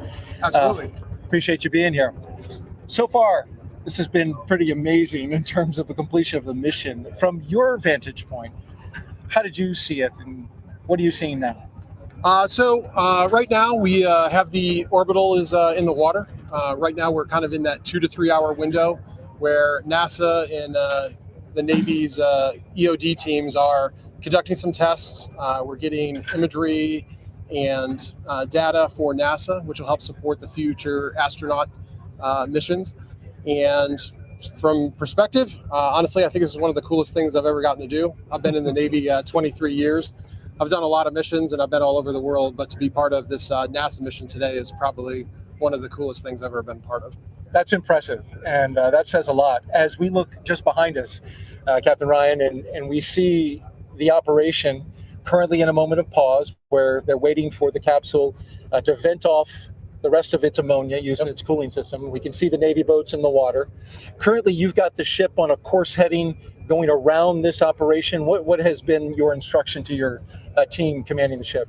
So I just basically wanted to keep the ship within visual distance of the orbital and our teams in case they need anything. It also is providing, let's be honest, a lot of people are out here and they're super excited about this. Let's provide visual opportunities for people to get photos and, get their digital part of being the history of this event. So, a lot of time and effort and training and years of work went into this. So I want everybody to kind of get their moment, and we're out here getting ready to, we'll be landing the helicopter soon and, just being a part of it. Certainly watching the sailors as it splashed down, they seem to really enjoy the completion of the splashdown part of the mission. You can see they're all smiles, cameras, and so that was good. You provided us with a perfect view of the rest of the operation. I want to talk a little bit about your ship, the USS Portland, and why it was chosen for this particular mission, and what strengths does it bring to this operation? So the USS Portland is one of the newest of the San Antonio class LPDs. So an LPD? Landing platform docking ship. So this type of ship, normally known as an amphibious ship, in most of our missions, we'd be working with the Marine Corps to embark their equipment and deliver them to foreign shores. But the capabilities of our ship can also be used, obviously, for missions like this. We have an enormous flight deck with an aviation department that we can land multiple various types of aircraft. We can put, obviously, a number of small boats in the water. And then probably the special feature, which NASA really likes, is we have a well deck, which we can later flood, and we will bring the orbital into the well deck to transport it back to San Diego. Those are some great assets that you bring to the operation. And I also know on the next one, in Artemis 2, it'll be a critical component. The medical facilities that you have on board here, you could take care of somebody with any number of injuries, and in fact, I believe even have surgery if you need it. Yes, we have a tremendous medical capability on board. Hopefully not that it will be needed, but we do have a operating room, medical staff, and a lot of ability to take care of personnel should anything not work out as designed. This ship was just recently in Los Angeles at Fleet Week earlier this year. Yes. Got to show it off to the public, and that's a matter of pride, I imagine, for the team. Absolutely. The ship has had a very busy year. The ship returned from an overseas deployment much earlier in the year, supported Los Angeles Fleet Week and also the Rim of the Pacific exercise this summer, which had about 20 nations participating. So it's been a very busy year for the ship, and I think this is really just kind of the cherry on top where you get to do an unusual mission and support history. Tell me about the footprint that NASA takes up on this boat. I'm sure I haven't seen all of it. I've seen a lot of it, the well deck, certainly the equipment that we have running on the various decks outside and inside. It's pretty sizable.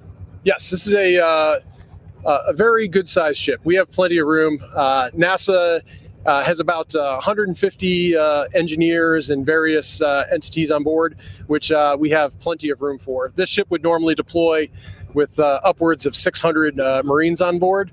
So NASA's footprint really isn't too bad. It's well within our capabilities. Well, there's been plenty of room, and you've been a tremendous host to us. And so thank you, Captain John Ryan, for having us and for successfully bringing us to this part, this moment of the operation. It's been an honor to support the NASA engineers and to be out there and be part of this. Thank you very much. Thank you. Captain John Ryan, commanding officer of the USS Portland. And as we push out our view here in the Pacific Ocean, just 100 miles off the Baja Peninsula, you can see Orion now as a silhouette, still floating, the Orion command module with its CMIS bags. Those are the uprighting bags, fully deployed. It's in a stable condition. And to the right of that, you see the first Navy boat. That's a rigid hull boat. That one is the one that's going to get a little closer and provide a stabilizing tow line once it's been determined that the Navy boats can get a little closer. As we pan just to the right of that, you will see the remaining 4 boats.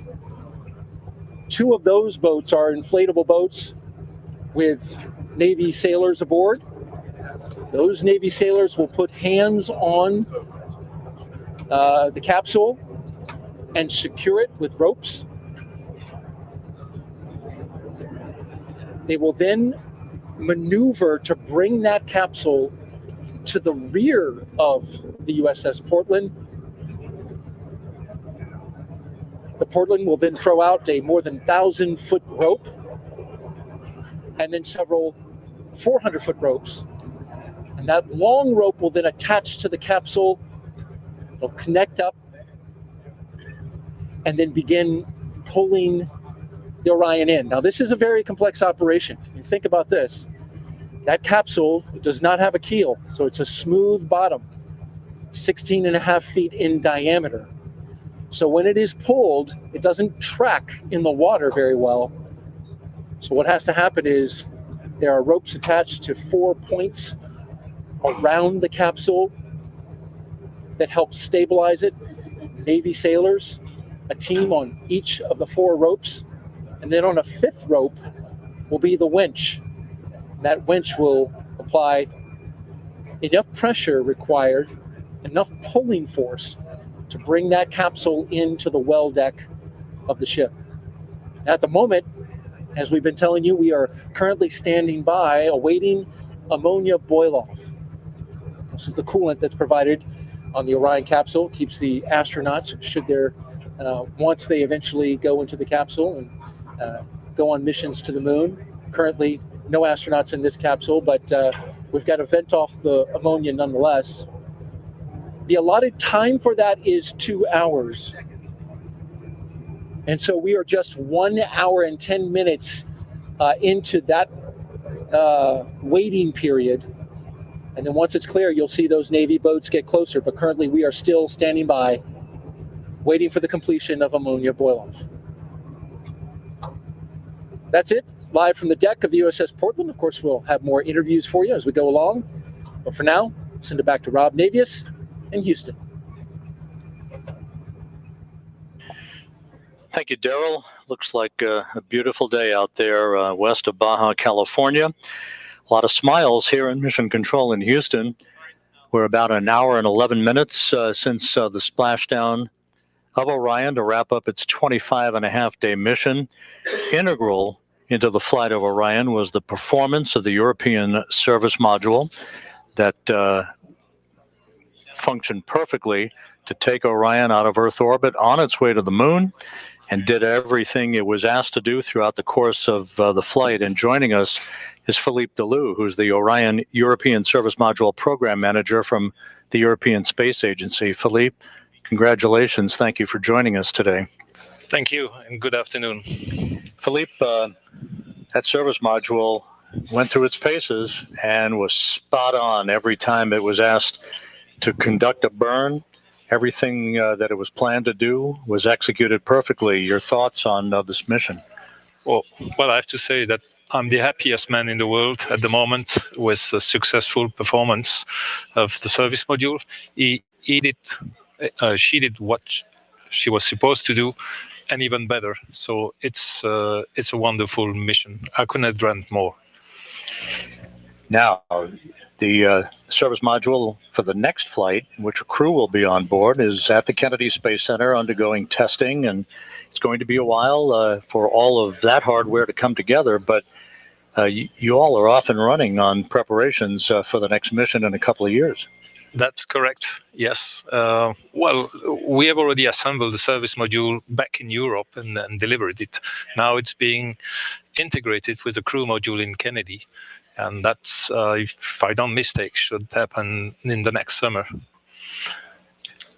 Philippe, the work that the service module did, obviously invaluable. You can't conduct this mission without the work of the European service module.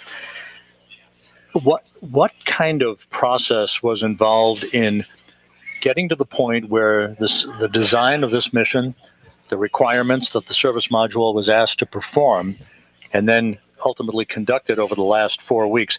How did this evolution of this mission unfold for you and your team? Well, this is a story that started quite a long time ago, in 2011, when there was a decision that the crew module would be built by Europe. So there's been a long process into setting up the requirements, proposing a design, discussing the design, also involving NASA, and agreeing on what should be the final design, take up the challenges which are associated with the design, eventually build the hardware, integrate it, and then preparing for the mission. So this has been a long way and a lot of work by the European Space Agency and the European industry. And down the hall where the International Space Station is controlled out of, ESA is a frequent flyer to the International Space Station. And the international partnership, of which ESA is such a critical contributor, is so valuable to human spaceflight now and in the years ahead. Talk a little bit about that. That's clear. I mean, going to explore deep space is a challenge, is a big challenge. And we need all the excellence over the world in order to tackle that challenge and make it sustainable. Going there once, yes, is doable, but in order to go there on a regular basis and for a sustainable exploration of what is out there, first on the moon, then Mars, and then beyond, this will require all the forces and skills of the engineer around the world, and that's with ESA and NASA. We have started that process with the Artemis program. Philippe Delou, a little moment perhaps to sample some bubbly to celebrate this moment, but a lot of hard work ahead, and thank you so much for being with us today. You're welcome. It was my pleasure. Philippe Delou, the European Service Module Program Manager, joining us here in Mission Control. Thank you, Philippe. You're welcome.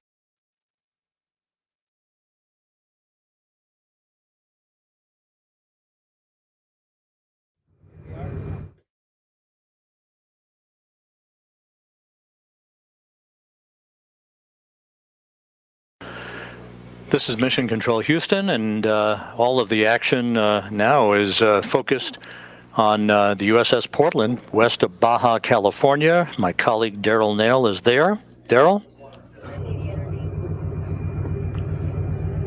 Rob, thank you. Yep, we're here on the deck of the USS Portland, just 100 miles off the coast of Baja, Mexico, and I'm joined by Valerie Vinchulo. She is the General Dynamics Applied Physical Sciences Senior Engineer. Thanks for being here. Yes, of course. Great. So Valerie has some fresh information and analysis that she's been doing as it pertains to this operation, bringing the Orion command module into the well deck of the USS Portland.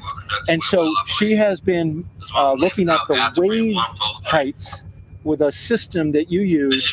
And tell me, you've just now analyzed the sea heights. What kind of sea heights are we dealing with, and what does that mean for the recovery of the Orion capsule out there in the ocean right now? Yes, so we have two wave monitoring systems, two radars on board the ship. So we're monitoring the waves, measuring the Doppler velocity of the waves in the vicinity of the ship.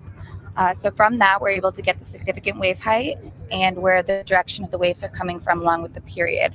So right now we're seeing about 4 to 5 feet of waves at about 13 seconds from north-northwest. So with that information, we're able to provide a recovery heading for the ship that'll optimize, minimizing the motion in the well deck. So we're really trying to minimize that sloshing and bore wave in the well deck. And that's a key point right there, Valerie. Of course, I don't know if you could tell at home, but we're on the ship deck leaning back and forth to those 4 to 5 foot waves that we're dealing with out there in the ocean right now. So imagine Orion bobbing out there in the ocean, coming into a well deck where those waves come into the well deck. So what has been your recommendation to the team about how to deal with these waves as they bring that capsule close? Right, so right now we're recommending a recovery course of 320 to kind of mitigate that motion. So we're kind of looking at the roll of the ship to minimize that sloshing wave.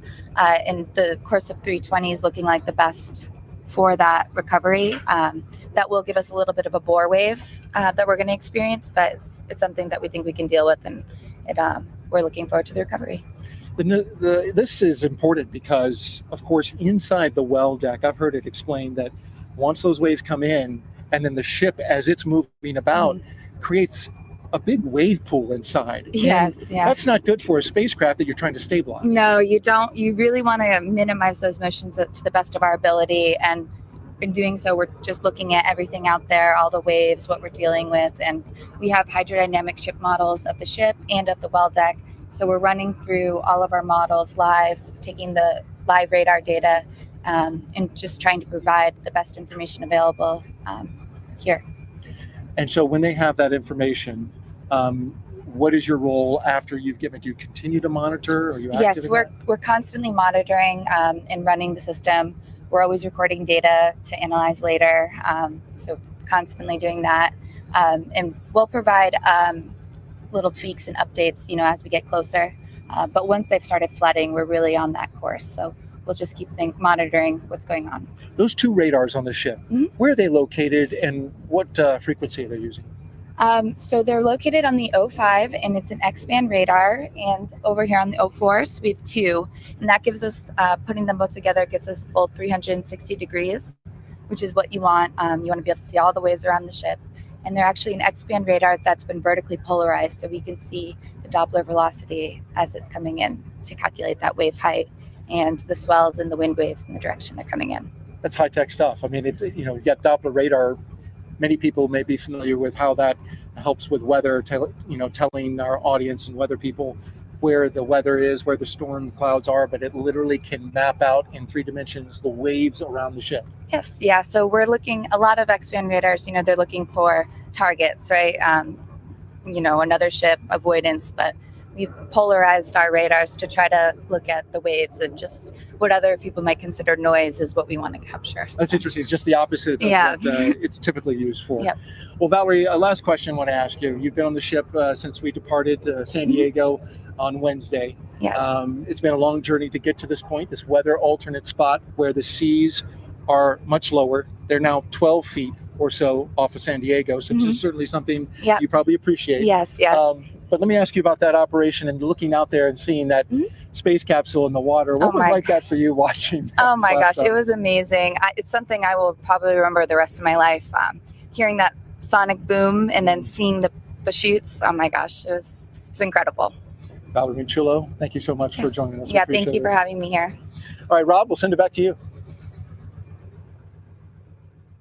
Thanks, Daryl. The work continues out in the Pacific, where you have the Orion spacecraft with all 5 of its uprighting system bags fully inflated, following its splashdown 1 hour, 21 minutes ago at 11:40 a.m. Central Time, 9:40 a.m. Pacific Time, to wrap up a mission of 1.4 million miles that spanned 25 and a half days, a mission that saw the vehicle launch from the Kennedy Space Center atop the Space Launch System, the maiden flight of the world's most powerful rocket.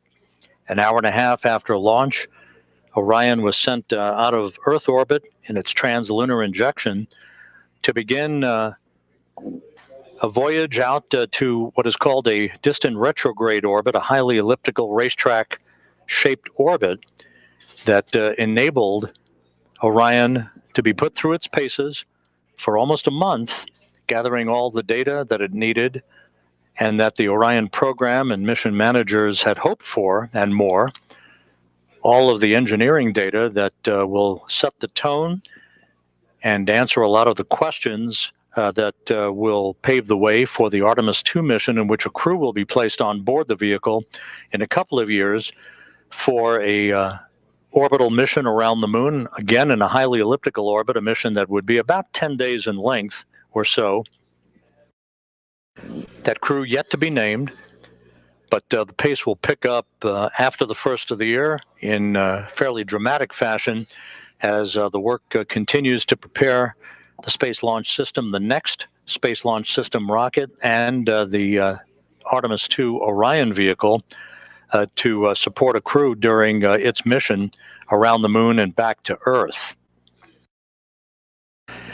In the meantime, a number of test objectives are still underway for the vehicle, most notably characterizing the thermal environment of the Orion spacecraft itself. Orion endured temperatures of up to 5,000 degrees Fahrenheit during its high-speed entry out of lunar orbit and back into the Earth's atmosphere, where it slammed into the atmosphere at 25 times the speed of sound, and then underwent a skip entry maneuver, basically skipping into the atmosphere, then dipping back out of the atmosphere again, and then back into the atmosphere to bleed off excess energy. an important maneuver that was designed and executed to perfection to bleed off excess inertia and to gain data on how we can better bring in multiple splashdown sites if required in the Pacific for future crewed missions. All of the chutes were deployed in good shape. The three main chutes deployed as planned. They reefed to their full extent, and Orion gently splashed down. After entering the Earth's atmosphere at 25 times the speed of sound, it splashed down at a meager velocity of just 19 miles an hour. Very gentle splashdown velocity had a crew been on board. And here's a replay of the final seconds for Orion as it descended below a deck of clouds at about 1,700 feet of scattered clouds. That was the final deck. The Spaceflight Meteorology Group had forecast very benign conditions for Orion. It did play out exactly that way as Orion touched down at 11:40 a.m. Central Time, 9:40 a.m. Pacific Time. And there was splashdown. The chutes were cut automatically. The 5 crew module uprighting system inflatable bags inflated with helium gas as planned. And Orion is gently bobbing out with the Navy divers very, very close to the spacecraft. It's going to take several hours for them to hook up the equipment that they need to haul the vehicle into the well deck of the USS Portland and to bring it back to port.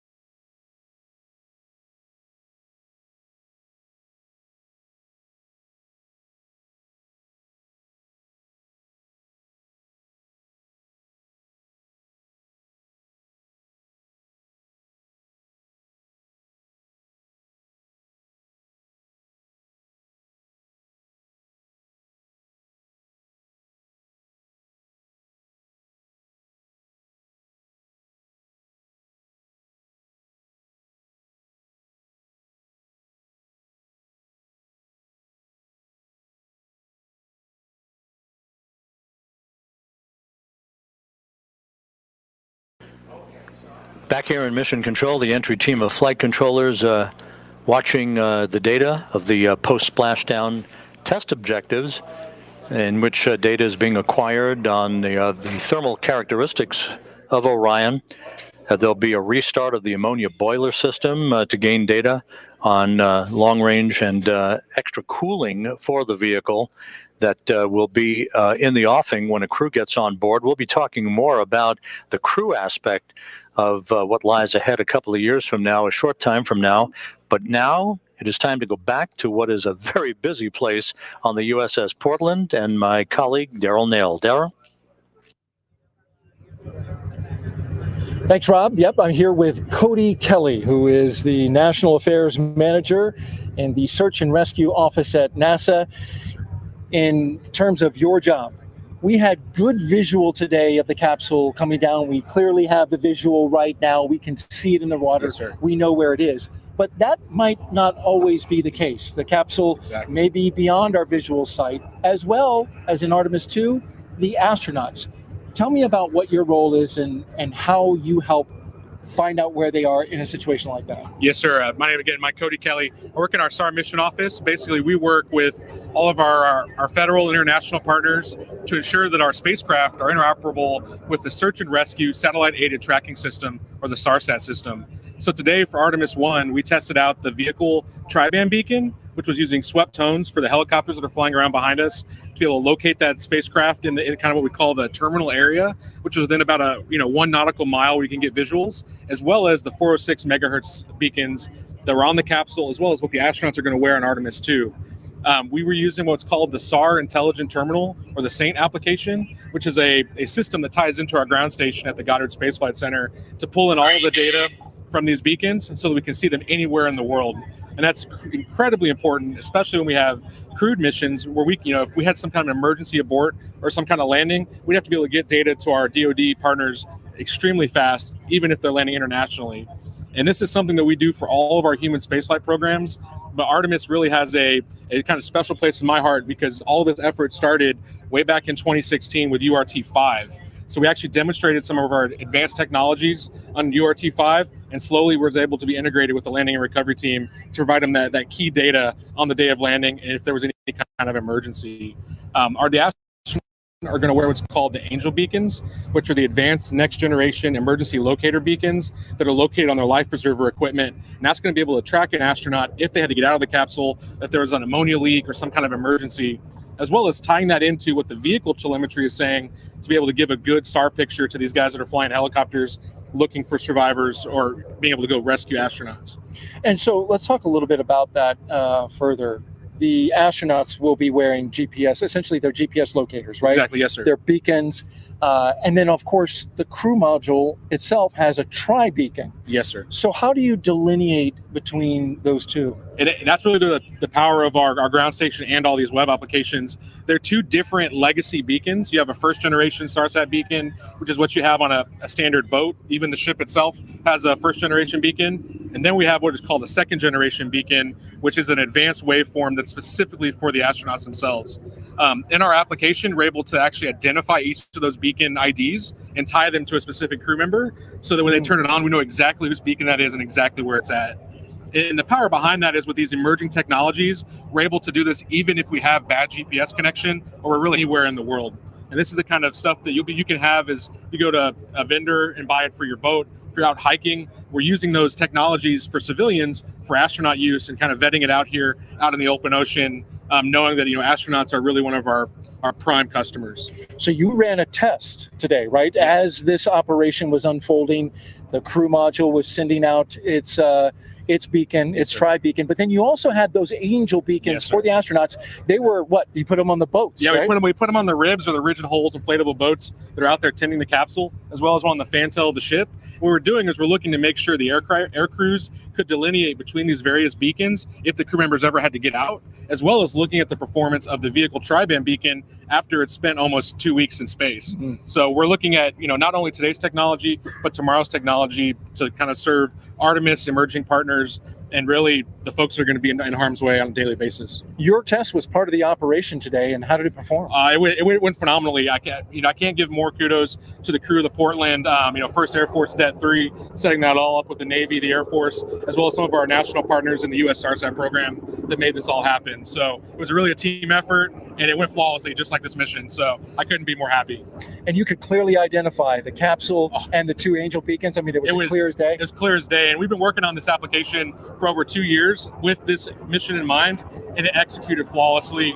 And the coders and developers at Goddard Space Flight Center did a phenomenal job being able to get this ready on time, on mission, and on location. Cody Kelly, Manager of National Affairs, Search and Rescue Office at NASA. Thank you very much for joining us. Thank you. Rob, we'll send it back to you.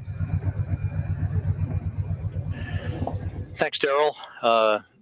Great job out there, by the way, throughout the course of the day. A great view of Orion as it sits passively in the fairly calm waters of the Pacific west of Baja California. With me here, sitting very calmly, veteran astronaut Randy Bresnik. Randy, thanks for joining us today. You have been an integral part of the preparation of not only this mission, but all of the astronaut office activities associated with requirements that will ultimately lead to putting a crew on the next vehicle that will orbit the moon in 2 years.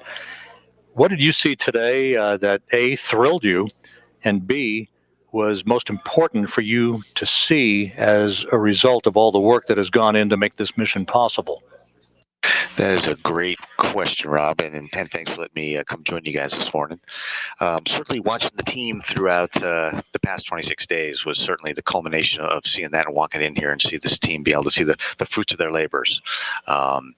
Seeing that we have a launch platform that was nearly flawless, practically flawless, getting our Orion uphill, and then having our service module, give us power and the flight control and the burns that all went off so well with so small residuals that we hardly had to do any trimming. And it was then great to see all the cameras that we put on that vehicle to bring everybody along on the mission, and put selfie as a word that we use now in spaceflight, and Artemis 1 getting the selfies while we were up there.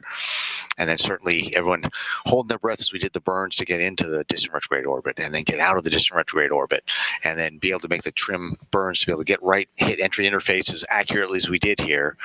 See the service module separate, which is another big milestone, and then see the last few minutes of flight with Orion flying on its own for the very first time, and then see how well it controlled itself and how the forward big cover came off on time, the drogues came out, slowed it down, mains came out, and we landed 2.5 miles from the pinpoint bullseye, and we had expected maybe 5.5 miles. So it was awesome to see all of that, and that whole collection is what gives us confidence for the next time. All of these things that were individually areas of concern have now been proven in flight.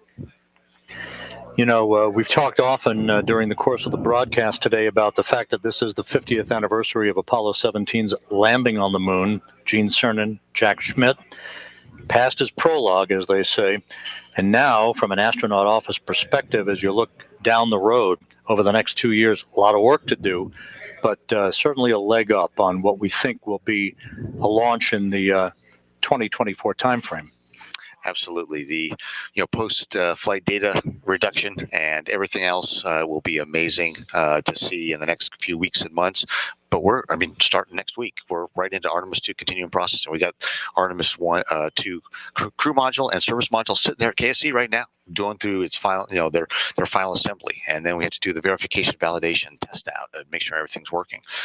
And things like systems like the ECLIS system, which we didn't have on this. And so the first time that we're flying with that system will be when crew are on board. And so that'll be a really important, thorough checkout here on the deck. Certainly, in the next quarter, ideally assigning the crew to it, so then we can start building their spacesuits, getting them involved in training, and getting them ready to go in that 2-year mark. And hopefully we will either meet or beat that 2-year mark. And so that'll be exciting to see if we can move that fast to continue the momentum that we got from this flight. And an interesting flight design for Artemis 2, where another highly elliptical orbit around the moon. This is not like your father's Apollo 8, where we simply orbited almost at an equatorial nature, but we're going to be chasing the interim cryogenic propulsion stage as well. Yeah, certainly. When you look at how bold Apollo was, we had never been to the moon. We didn't know we could do it. We planned on having Apollo 7, and we flew that crew module in low Earth orbit. And then Apollo 8, we launched it around the moon and it stunned the world and, proved to ourselves, that we could do this. Well, guess what? We're doing that in one mission on Artemis 2. We're doing Apollo 7 and 8 combined. So that is a bold statement and audacious goal for NASA to set. And like you said, the highly elliptical orbit that we launch of inherent Earth, so we can launch out, get into a 24-hour orbit to check out that environmental and life control system, such that we know that we can breathe. We know that the cooling works. We know that all the systems work. Scrub the CO2, take out the humidity, to try the exercise device. So we know that by the time we end that period and we do the translunar injection burn, we know that we're good to go for the next 9 days to be able to get around the moon and come on back. All of that just buying down risk, proving out the systems, so that when we go to Artemis 3, we combine not only, Apollo 9, which is the first flight of the LEM in low Earth orbit, Apollo 10, which took the LEM to lunar orbit and flew down near to the surface, then came back, and Apollo 11 landing. We do all those 3 of those missions in one. And that is very exciting, very bold, and it is got to be exciting to anybody that's in the space program, is interested in the space program, or the young people out there who are the first future space explorers who will be on those later Artemis missions. Final question, Randy. Space is no stranger to you. You've spent quite a bit of time, shuttle flight, long duration mission on the International Space Station. But if there was a singular image from the last 25 and a half days that sticks with you, that drove it home, that we were going well beyond the Earth, what would that be? It would certainly be the missions where we were on the far part, where we were 268,000 miles away from Earth. And you saw Earthrise over the moon, and thinking that the next time we take those pictures, that could be with somebody behind the back of the camera, not the vehicle taking it himself. It's going to be an interesting couple of years, a very exciting couple of years. And Randy Bresnik, thanks for joining us today. Appreciate it. All right. Thank you. And congratulations to our Artemis team everywhere all over the world. They deserve a very well-deserved day off after this mission, but certainly looking forward to the next 2 years where we are able to take that and capitalize on it. And as we say, wash, rinse, repeat. Copy that. Thank you, Randy. Appreciate it. Randy Bresnik with us here in Mission Control. It's been about an hour and 40 minutes since Orion splashed down. We're continuing out in the Pacific to secure the spacecraft and ultimately get it into the well deck of the USS Portland.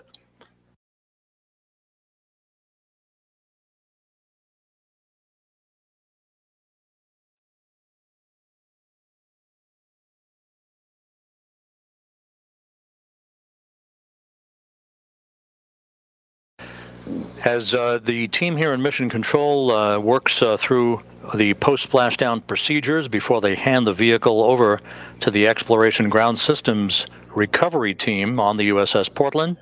Again, let's go back out west of here to west of Baja, California, where Daryl Nail is standing by on the deck of the USS Portland. Daryl?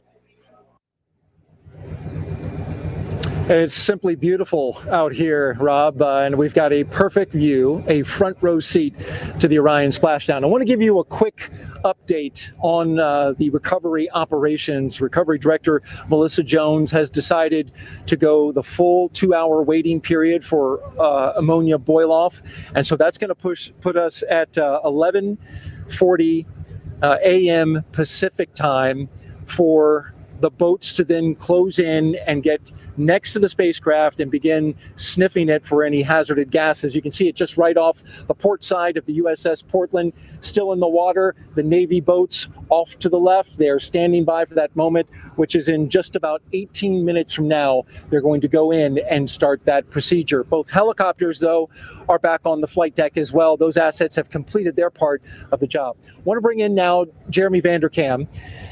This is a special individual. Well, of course, everybody's special, but when it comes to the heat shield, this is something you know well. You are the Deputy Thermal Protection System Manager for the Orion program. Your team designed the heat shield, tested it, and have been basically there from the start of this. And so I want to ask you, this, of course, has been the primary objective of this test flight. That's right. Testing the very component, the heat shield, that you and your team helped design. And so I want to ask you, first of all, how much do you just want to get out there and take a look at that heat shield, which is right behind you? I can't wait. Yeah. I tried to convince lots of people to let me in the small boats. Didn't happen, but that's okay. We'll be doing our inspections once we get hard down in the well deck later this afternoon, and we'll get a good look at how we did. Do you have any early information from the imagery that has been taken thus far? Not a lot so far. We've been, looking at the capsule as it floats in the water through our binoculars and whatnot. Everything looks great, exactly as we expected it so far. But yeah, we'll get the details going here in a few hours. So tell me about this particular heat shield. It is different and also similar in ways to previous heat shields. Tell me about it. How does it work?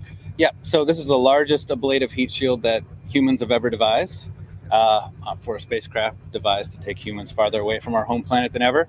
So what we did is we combined some older technology. We actually resurrected a material system from the Apollo program called AVCOAT, and we modified the way that it's applied to our vehicle for Orion in a more programmatically modern way, if you will. So the way that we do it now is You got a piece of I have a sample here, a test sample.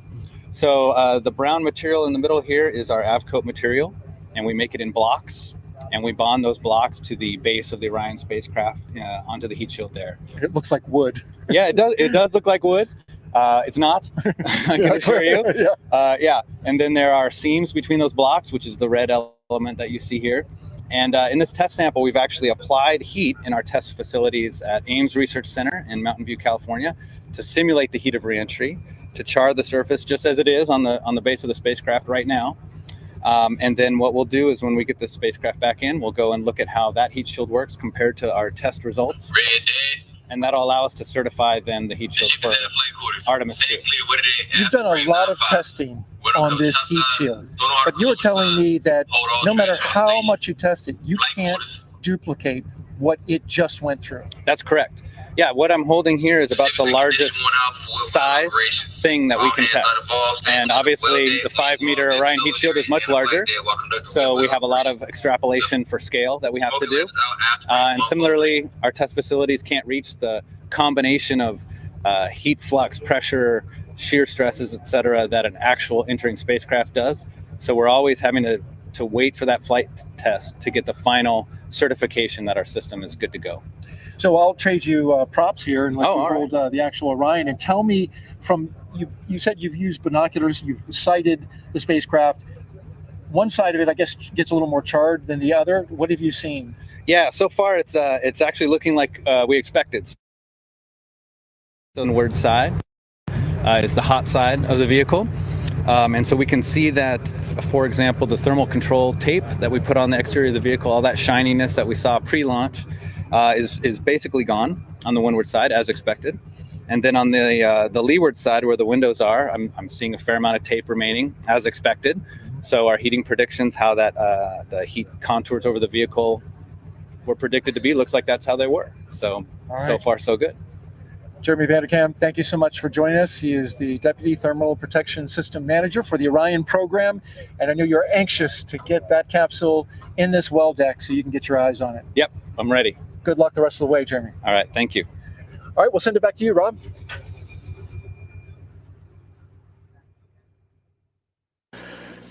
Thank you, Daryl. Back here in Mission Control.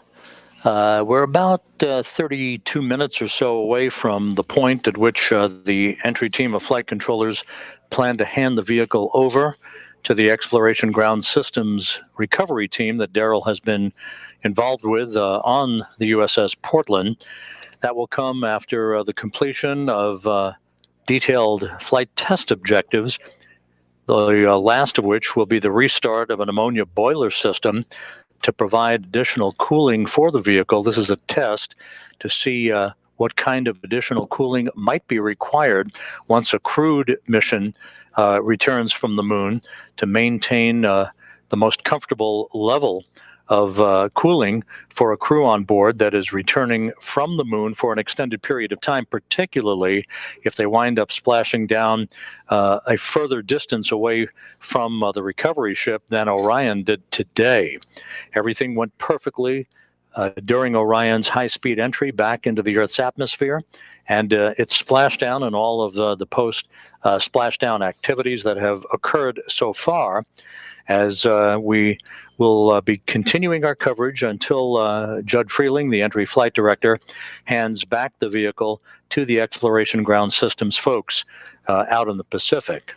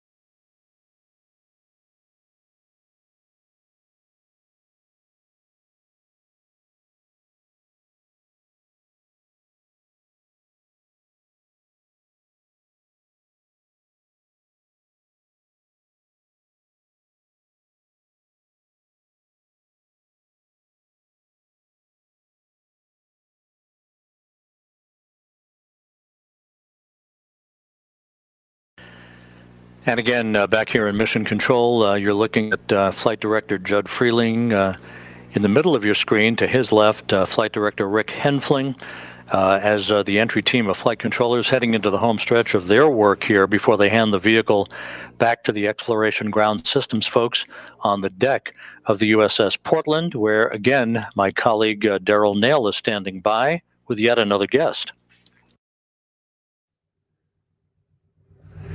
Thank you, Rob. And as you can see behind us, still right here on the port side, we have Orion floating, stable, and the Navy boats there tending the ship. And we should be sending them in. And in just about 10 minutes from now, they will begin sniffing for any hazardous gases that will be coming off, and then they'll secure Orion. In the meantime, we have Dr. Emily Spreen, the Sasquatch team lead for NASA. And if you thought that your name was unique, well, it is.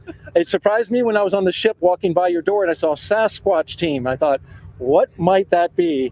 And then I found out, and it's fascinating. Emily, tell me, first of all, what is the Sasquatch team? What do you do? So Sasquatch is in charge of generating waypoints for the ship and for the small boats, as well as creating footprints, which is where we get our name Sasquatch. So Sasquatch generates big footprints, and those footprints contain the debris field as it's coming down.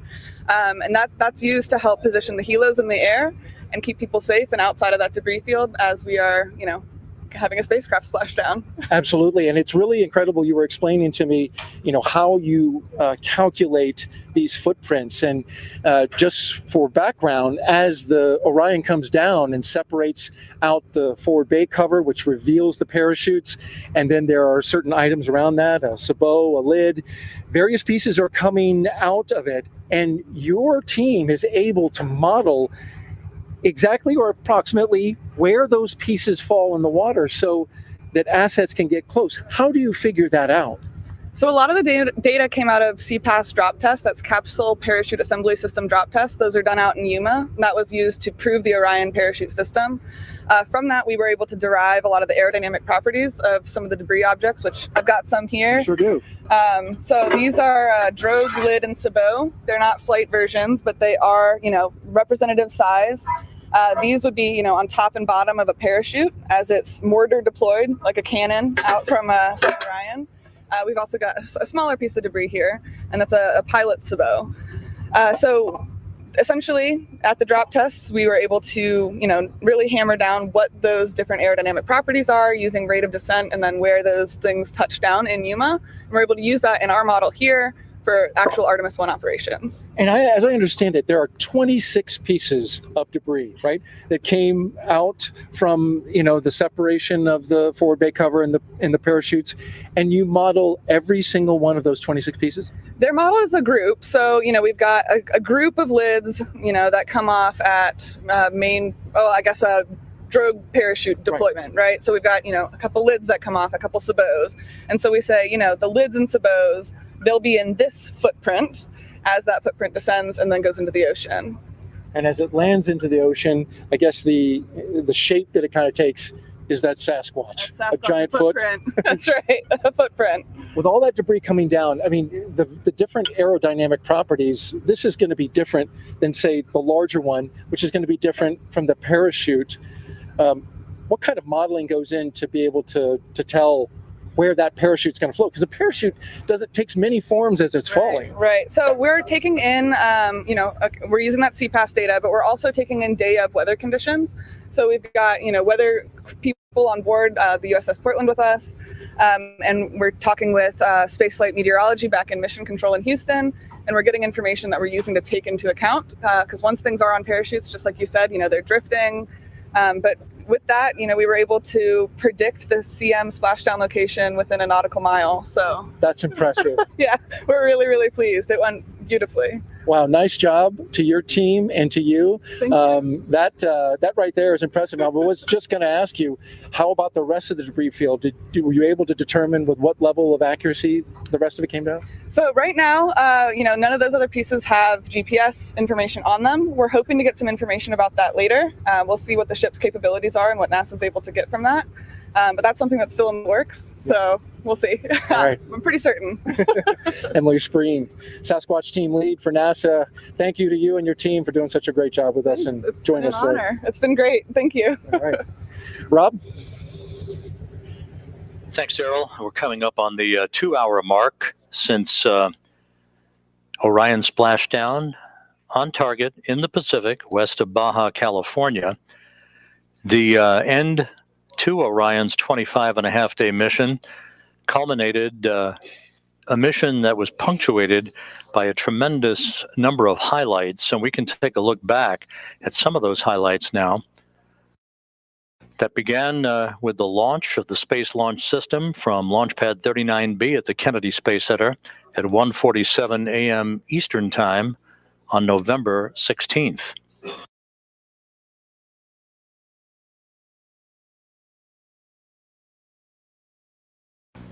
The Space Launch System lifted off, conducted a roll program to place itself on the proper azimuth and the proper trajectory to enter a orbit of the Earth. It would spend the Orion spacecraft itself with its associated European service module and the attached interim cryogenic propulsion stage would spend one orbit in low Earth orbit. And there is the separation of the core stage. The vehicle conducted a translunar injection burn that enabled Orion to break out of low Earth orbit and begin its trajectory toward the moon.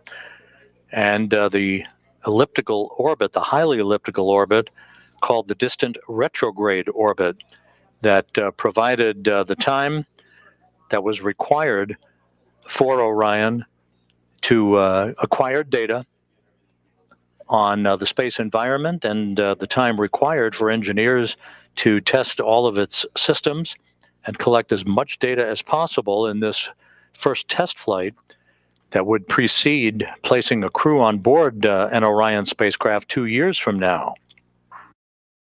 This dramatic video of the Earth-Moon transit that took place showed and punctuated the fact that we were pressing away from our home planet to a distance of some 268,000 miles away from Earth, further than any human-rated spacecraft had ever traveled, for a spacecraft designed to return humans to Earth, eclipsing the mark set by the Apollo 13 vehicle back in 1970.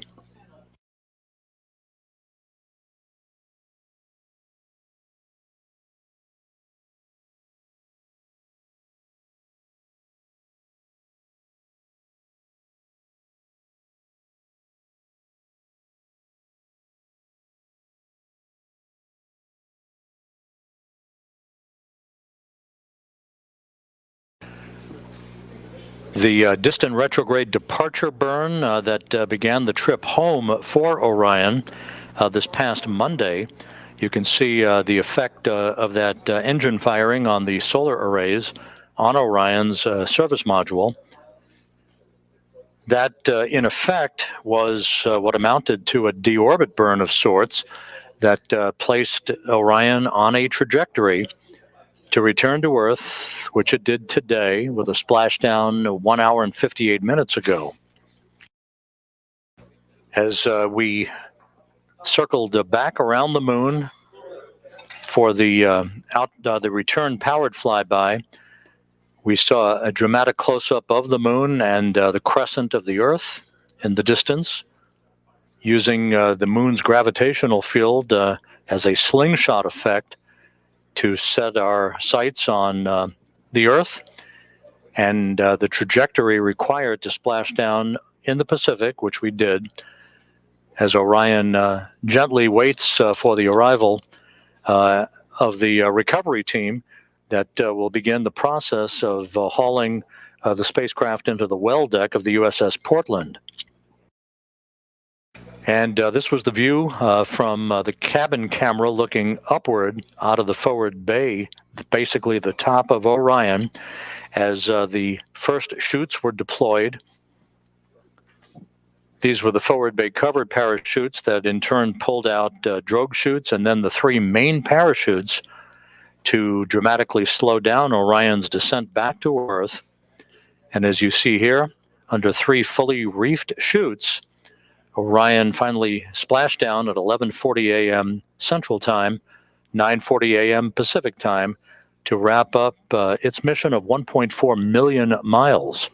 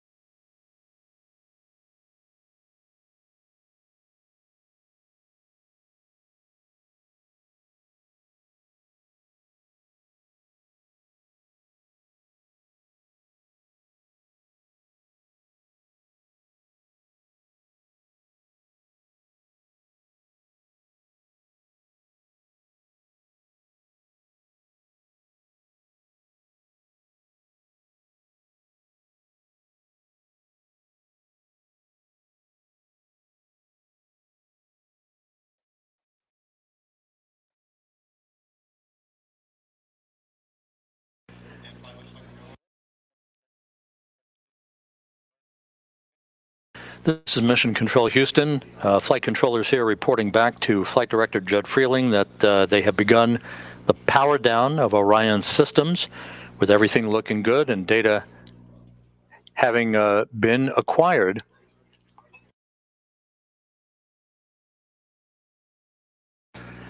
So the post-splashdown test objectives are nearing an end. The vehicle is being powered down, and we should be a short time away from the point at which Flight Director Judd Freeling hands over the vehicle to the Exploration Ground Systems folks out in the Pacific.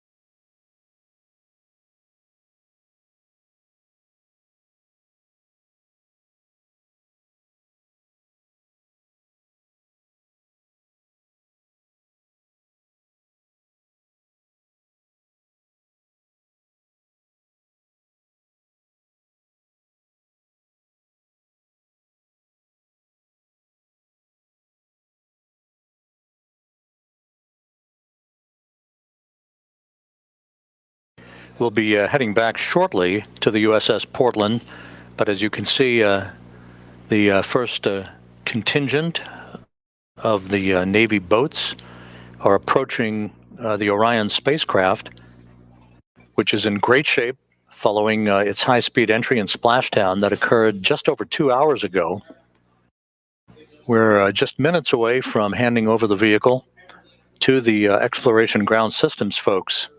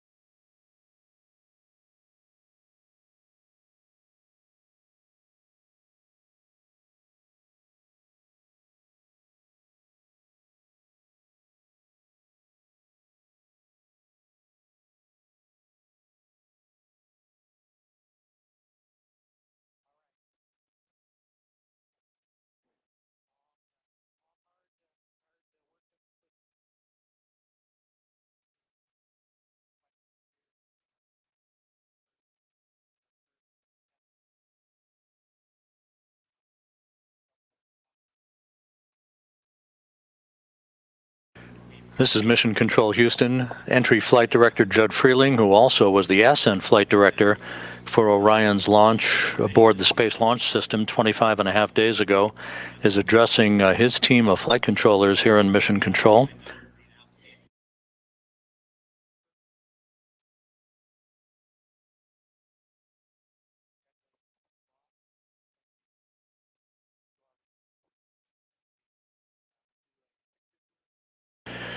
With that, Judd Freeling has handed over the Orion vehicle to a round of applause. The vehicle has now been handed over to the Exploration Ground Systems folks out in the Pacific, where my colleague Daryl Nail is standing by with members of the Navy helicopter team that saw Orion up close and personal about 2 hours ago. Daryl?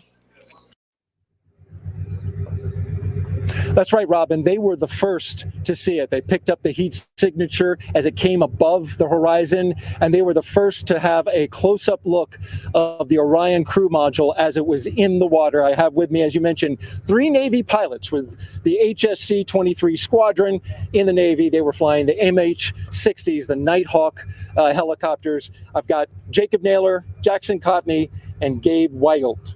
Thank you all for being here, and it's great to have you.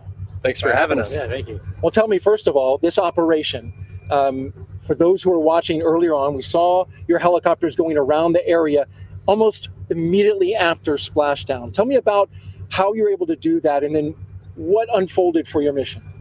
Yeah, so basically we have a FLIR camera mounted on the front of the helicopter and about 7 NASA personnel in the back. So while they're riding in the back, they're giving us azimuth and elevation angles to take a look at. And basically right away, even earlier than we expected, we picked up the capsule coming in. And so us 3 were the backup aircraft pilots, but we did hear it come over the radio that they had it captured right away.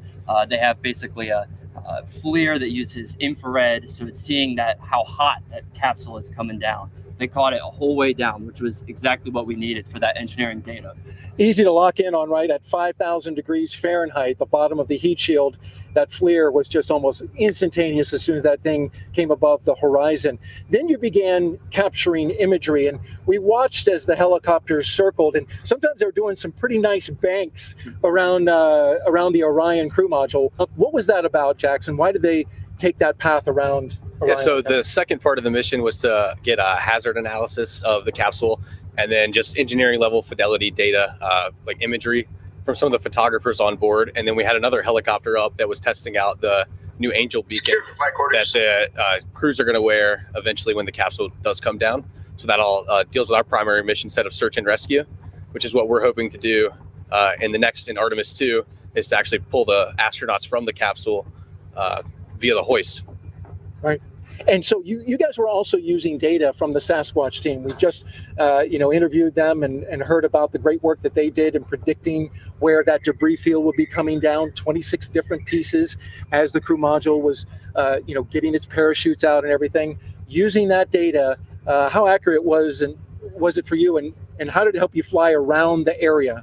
So there's actually one of the NASA personnel in the back had a tablet which had the debris field on top of it, and as time goes on, that debris field could get a little smaller and smaller, and so they help give us headings and guidances on where to turn and where to get the aircraft to avoid any of that debris field coming down and hitting us in the head on the helicopter. So yeah, right. And successful. You guys were looked great out there at sea, surrounding the capsule, flying, in fact, at sometimes very closely. We saw you hover. I don't know what the feet was, but it looked pretty close to the ocean surface. Probably about 50 feet above, just so that the photographers could get good data. And then we were kept safe by Emily and her team. The whole Sasquatch team helped us with the footprints so that we knew where we could fly so that we'd be safe.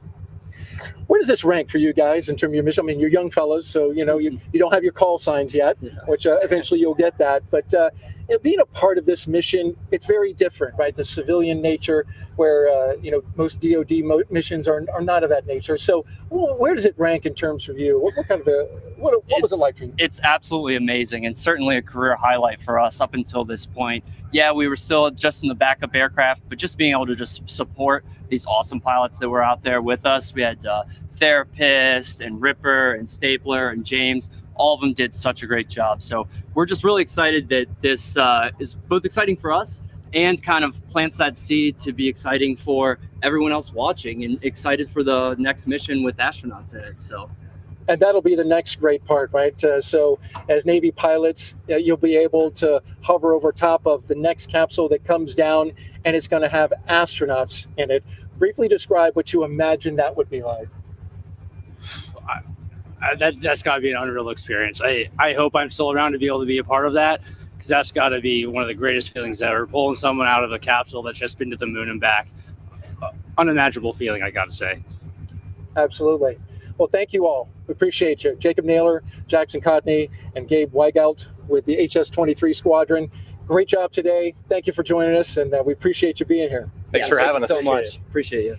All right, and here on the USS Portland, the mission continues. The operation to recover the Orion command module, which you see is still out there in the Pacific. We're awaiting the Navy boats to get a little closer to begin their operations and sniffing out hazardous gases and making sure that they are able to connect up to that capsule and tow it back inside the USS Portland, our Navy ship on scene here.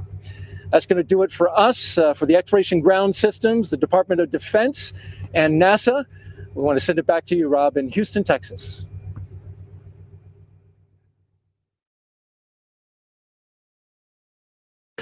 Thank you, Daryl, and magnificent job out there on the USS Portland, and the work is just beginning out there, as you heard.